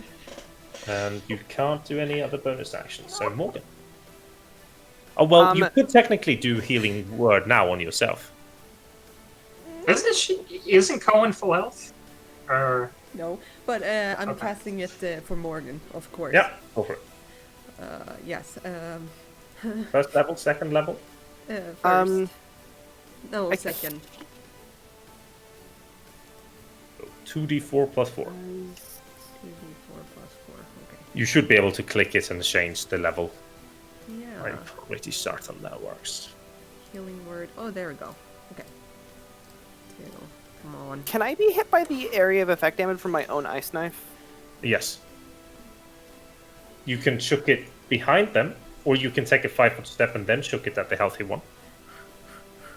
if you cast a spell within 5 feet, you're going to take an attack of opportunity. Oh, yeah. Did you take the healing? Morgan gets 8 HP back. Oh, yeah. How much? 8? Wow. 8. So I'm going to take a 5-foot step and fire an ice knife at the bandit who is already wounded. Which, if it will let me call up the card. There we go. And then... Good shit. Yes. Nice. So the piercing damage hits him first and outright kills him. The second one is going to attempt to get out from this, and I'm going to roll it openly.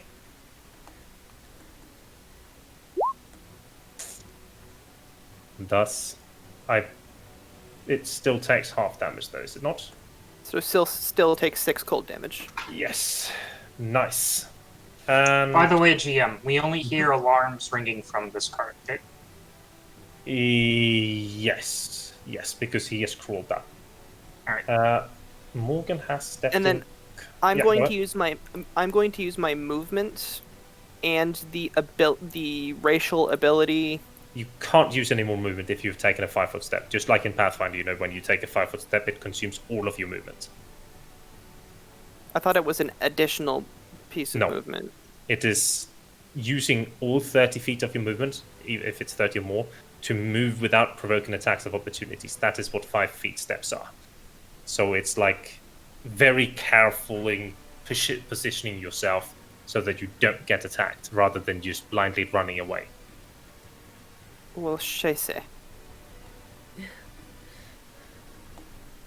The reason for that is because we have the part of this where if you cast spells within the reach of somebody, you get slapped.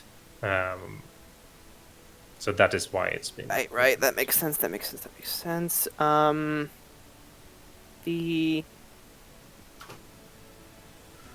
Well, crap.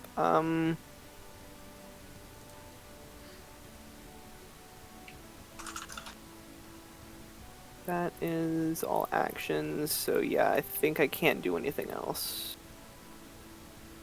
Not at the moment.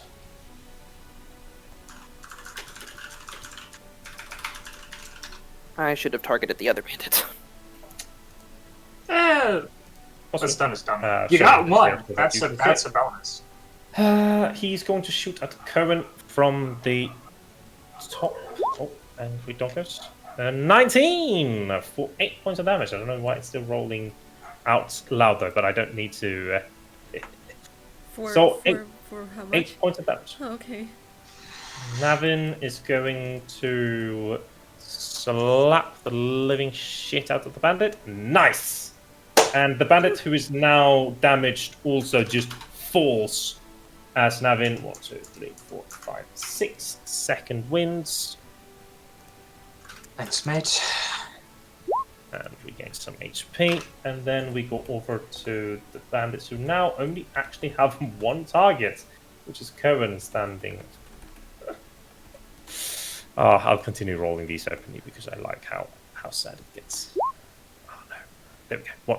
Damn. So 2 arrows again, just one of them hitting Kowèn for another 5 points of damage. Oh my god. As we go over to Garris. All right. Garris is going to see a fleet of arrows sticking out of Kowèn. Wince in sympathy. Move. Take aim at this. Can I see this bandit at the back of the cart? Yes, absolutely. How flammable is this cart? Very. So I shouldn't firebolt it, is what you're telling Probably me. not. Okay.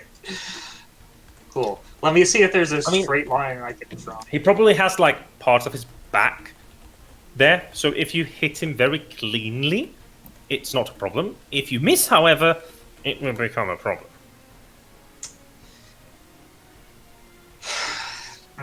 Another one.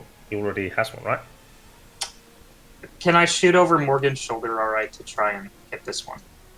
Well, it was my inspiration. So.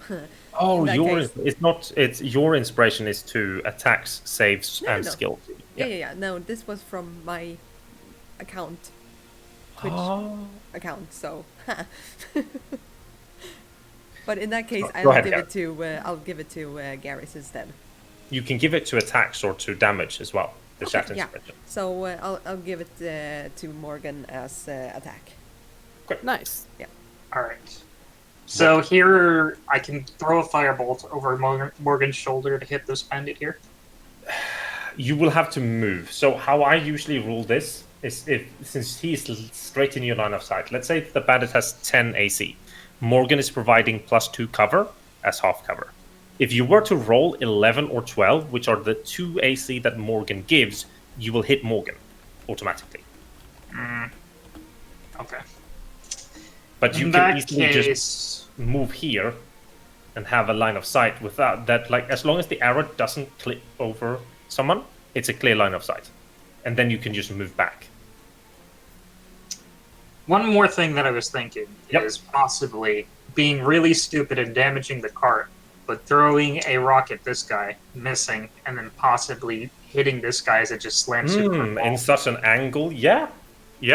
I mean, the cart will only be like damaged through the tarp, possibly.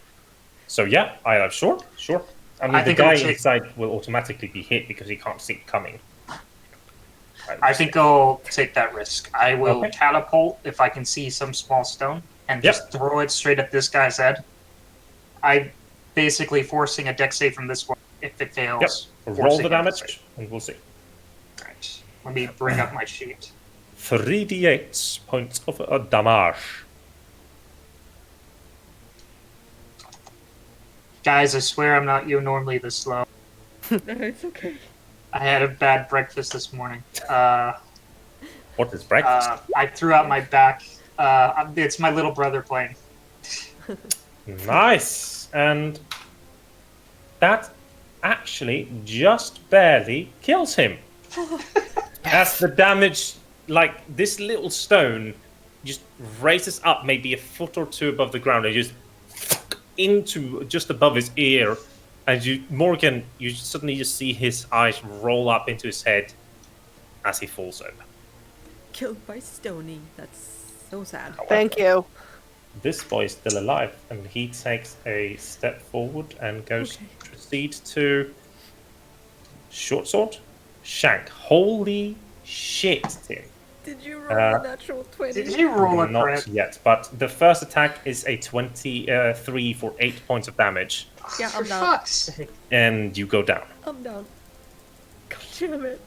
And then, as you are down, the bandit then kind of stands there, and like Morgan, you hear him like breathing heavily, how his life is almost running out of himself, and all of these are dead. Kowèn, I am going to roll your death save so that you don't know what's going on. Morgan. I am going to use 5 feet of. Wait, never mind. Morgan wakes up on his turn with 1 HP. Yeah! You mean Kowèn? Yeah, sorry, Kowèn wakes up with 1 HP because I crit rolled the save. His skills have been turned against him. So you feel this short sword being plunged into your shoulder, and you just feel darkness, but you push through it. So it's your turn. The start of your turn, you have 1 HP, you're prone. What do you want to do? Oh god. Is he still Heal alive? yourself. No. He is still alive with 1 HP, yes. Oh my god. Run You away! even have. Heal yourself. Run away! Oh my god, is this so hard? Okay. I mean, you Five can foot get step, you can healing get word out of yourself. dodge with the spell that you just got earlier today that you changed. Yes.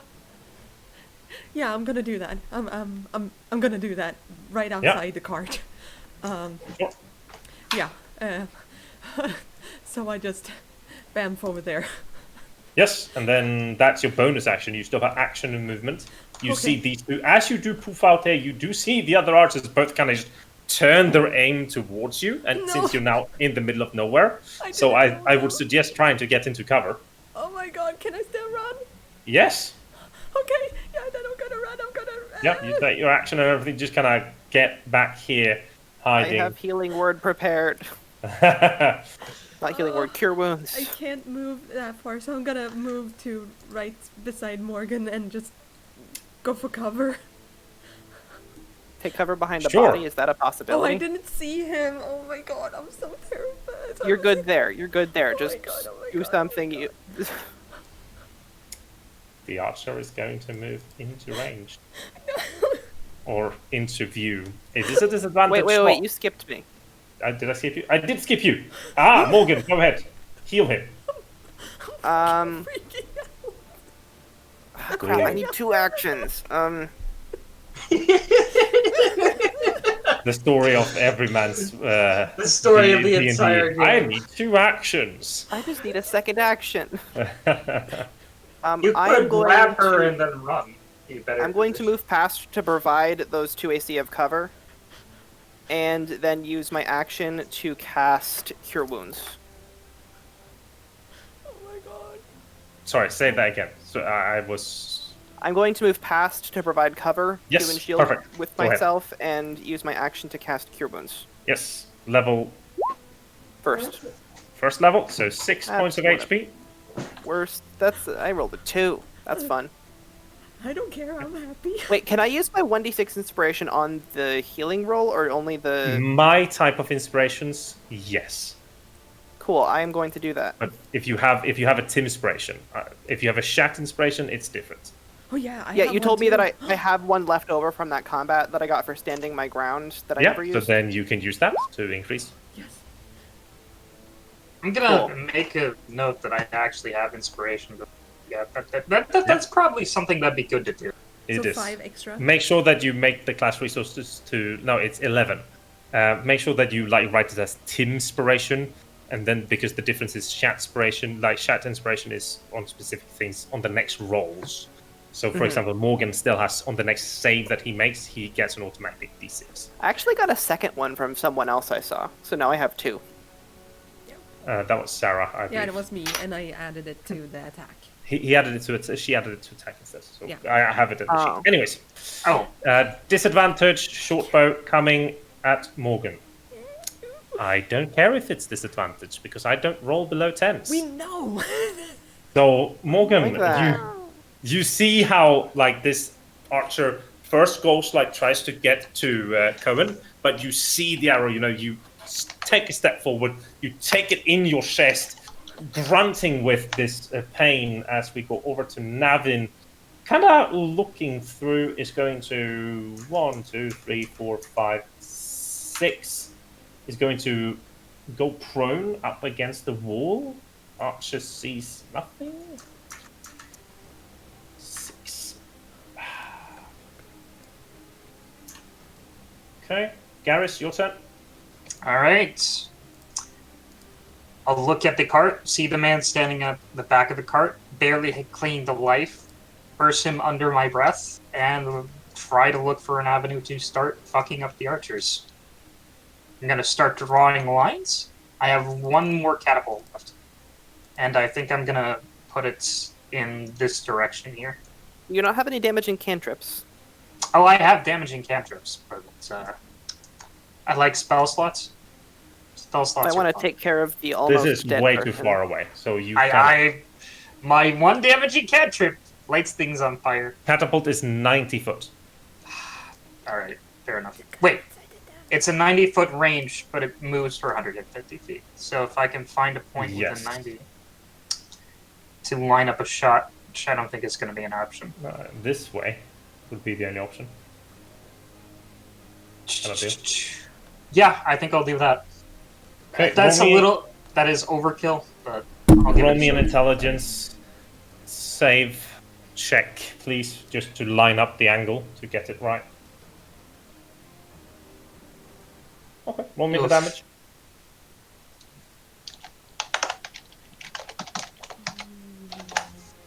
It's 16. Okay. Yes. Kowèn, you hear a satisfying plop from the inside of the cart as the man falls out onto the ground in Oh front. god, thank you. Kowèn, it is your turn. What is me? Okay, fuck. Oh my god, oh my god, oh my god. Okay, what am I gonna There you do? go. Okay, let's see. You just so I understand.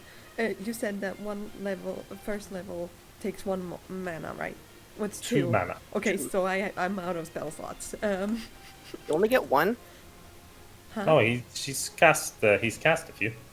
Yeah, cast a few. Oh, right, the chromatic orb. Yeah. So I'm going to Eldritch Blast. Well, let's see. Just like you used Misty Step and you cast 1 chromatic orb, right? Yeah. And That's 5 points, and I you should have an. and I put also. Oh yeah, the healing cure word. wounds is 7, so you should have 2 points left. No, it was on Healing level word. 2. Yeah. So yeah, you have 1 point. Yeah. Yeah. So so I'll do Eldritch Blast. Yeah, I don't think it's set up right again. I'm sorry. it's fine. You can add it next time. Yeah, and it's Sec.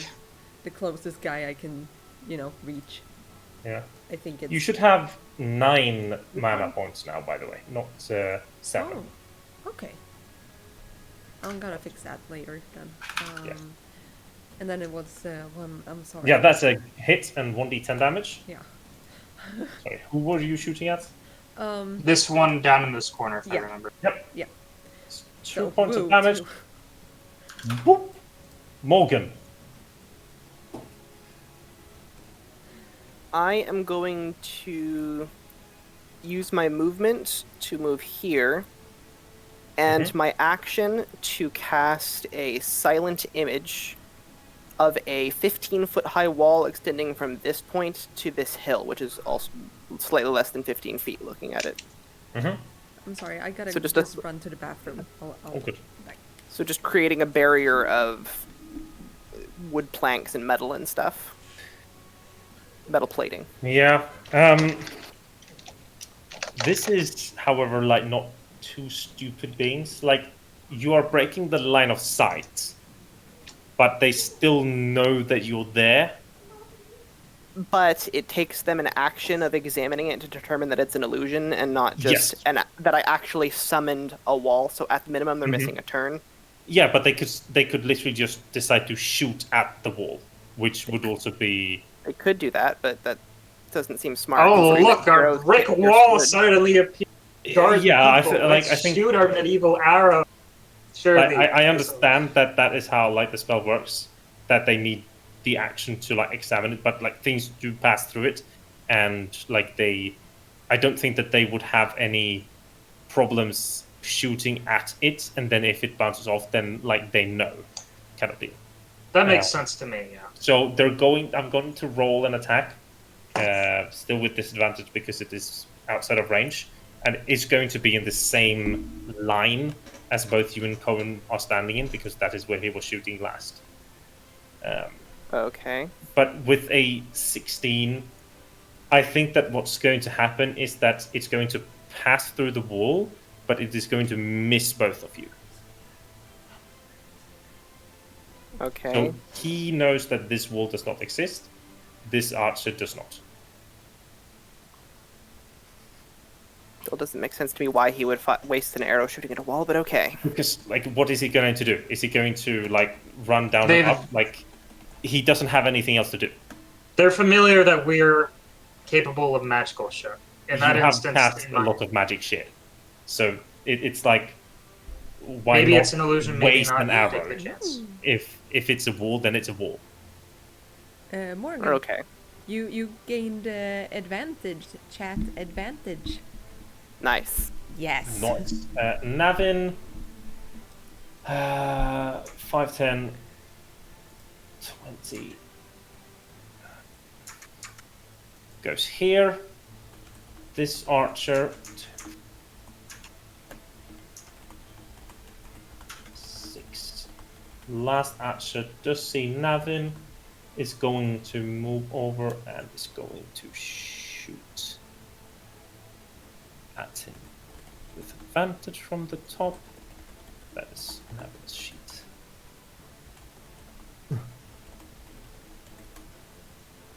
Nice. Pins down Navin for another 6 points of damage. Garris. My man Nathan, stop bullying him. I'm going to step out into the open, seeing as how I probably have the most HP of anyone in this right now. And yeah, firebolt the one nearest to Navin. Yep. Pew! And I have to apologize, roll 20 is lagging a bit for me right now. Okay.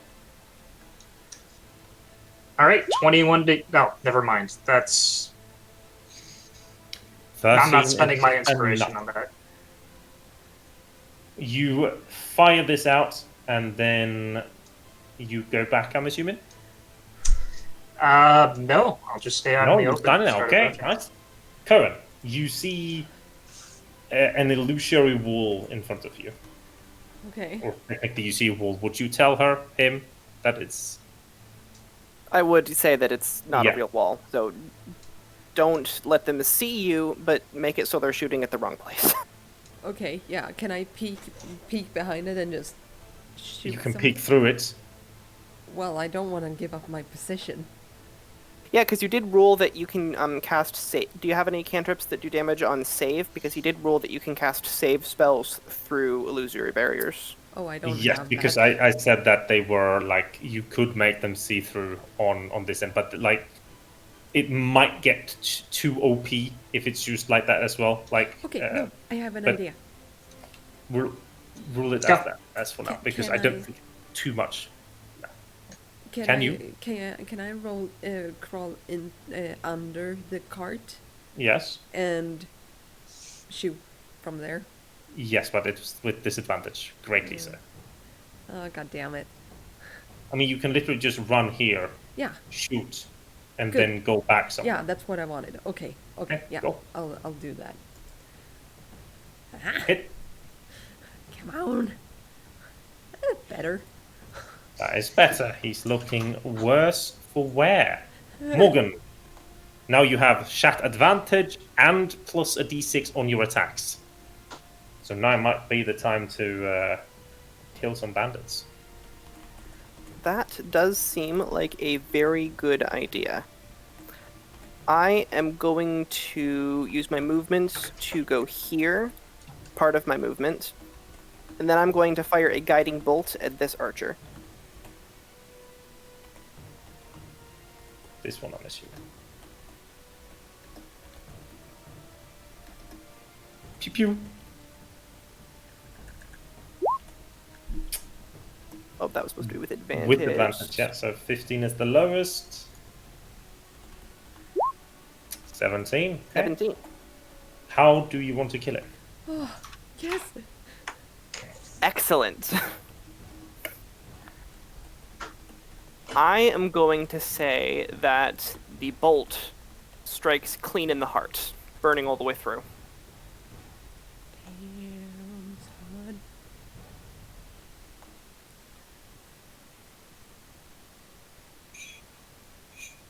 I don't know, like my hearing, like my brain keeps turning up. I'm sorry. Say that again. I'm going to say that the bolt strikes straight in the heart and burns cleanly through. Nice. And I think at that, I think that they are going to start scampering away. He is going to be off. I wasn't done. Oh, go ahead. I still have a little bit of movement left. I'm going Yep. to use that movement and the ability. What is it called? I'm going to use my last couple little bits of movement and the ability Ethereal Walk to pass directly through the wall of this wagon and just be inside it for cover. Nice. Okay. Navin is going to make it up to this one and is going to make a swing. I don't know why I rolled that. Sorry. There we go. Oh. It's good that the DM is also... And do you know how much HP he had left? 11. Of course. Max roll almost. Navin just walks up, like crawls up this last part and panting just runs up and golf swings him in the jaw, and you just hear the resounding crack as he falls back. And then the last one is going to run away because there is nothing that you can do to catch up to him. Is our employer still alive? Yes, he would have been he would be in one of the ones that have ran off, like further ahead. So Yeah. he's a little bit further ahead. And I think that we'll do a little like closing RP with the beggar, and then we're going to get ourselves to River Verge, and then we're going to end the session. Cool. So you kind of convey around and like the beggar, I am so sorry, younglings. They threatened to kill me if I didn't. You can have your things back. Thank you. How honest does he seem to be? Roll me an insight. The man is extremely hungry, malnourished, still afraid. He seems upright, possibly not about giving the things back. He probably wants to keep what you gave him. But he does not seem to have any ill intent towards you. Best. All right. You know the roads, correct? Can you make your way back to a town where you'll be safe? Yes. I thank you. I'm tempted to bring you with us, both to make sure you make it safe and to ensure that you don't calling any other friends. I am going back towards this direction. And I won't do anything to stop you. Yeah, Farewell. sits down, takes up his food and just gobbles it down, and the party starts moving again. Over the course of the coming 2 weeks, a little bit more. Can I Yes. say one quick thing first? Mhm. I'm going to spend the travel time, the first available travel time, just alternating between taking short rests and spending all of my mana on casting Cure Wounds on everyone who's injured. Yeah, and We I'm can gonna take have like a- so that like all of the downtime. I think we're gonna just have a discussion like text wise or just after Yeah. to not have to do Yeah, all but, the like- technicalities. That would only take about 3 hours, so I don't think that would cut into actual downtime. No, I'd like the. That's why I want to go through like explaining it more detailed. But we're gonna just leave off with black holing the downtime. The Okay. travel is very like after this encounter, it is very boring, rather dry. You can see after like a week and a half how you start turning south again after having gone on the road towards Valoar. And the large forest of the Wailing Woods is always on your right side.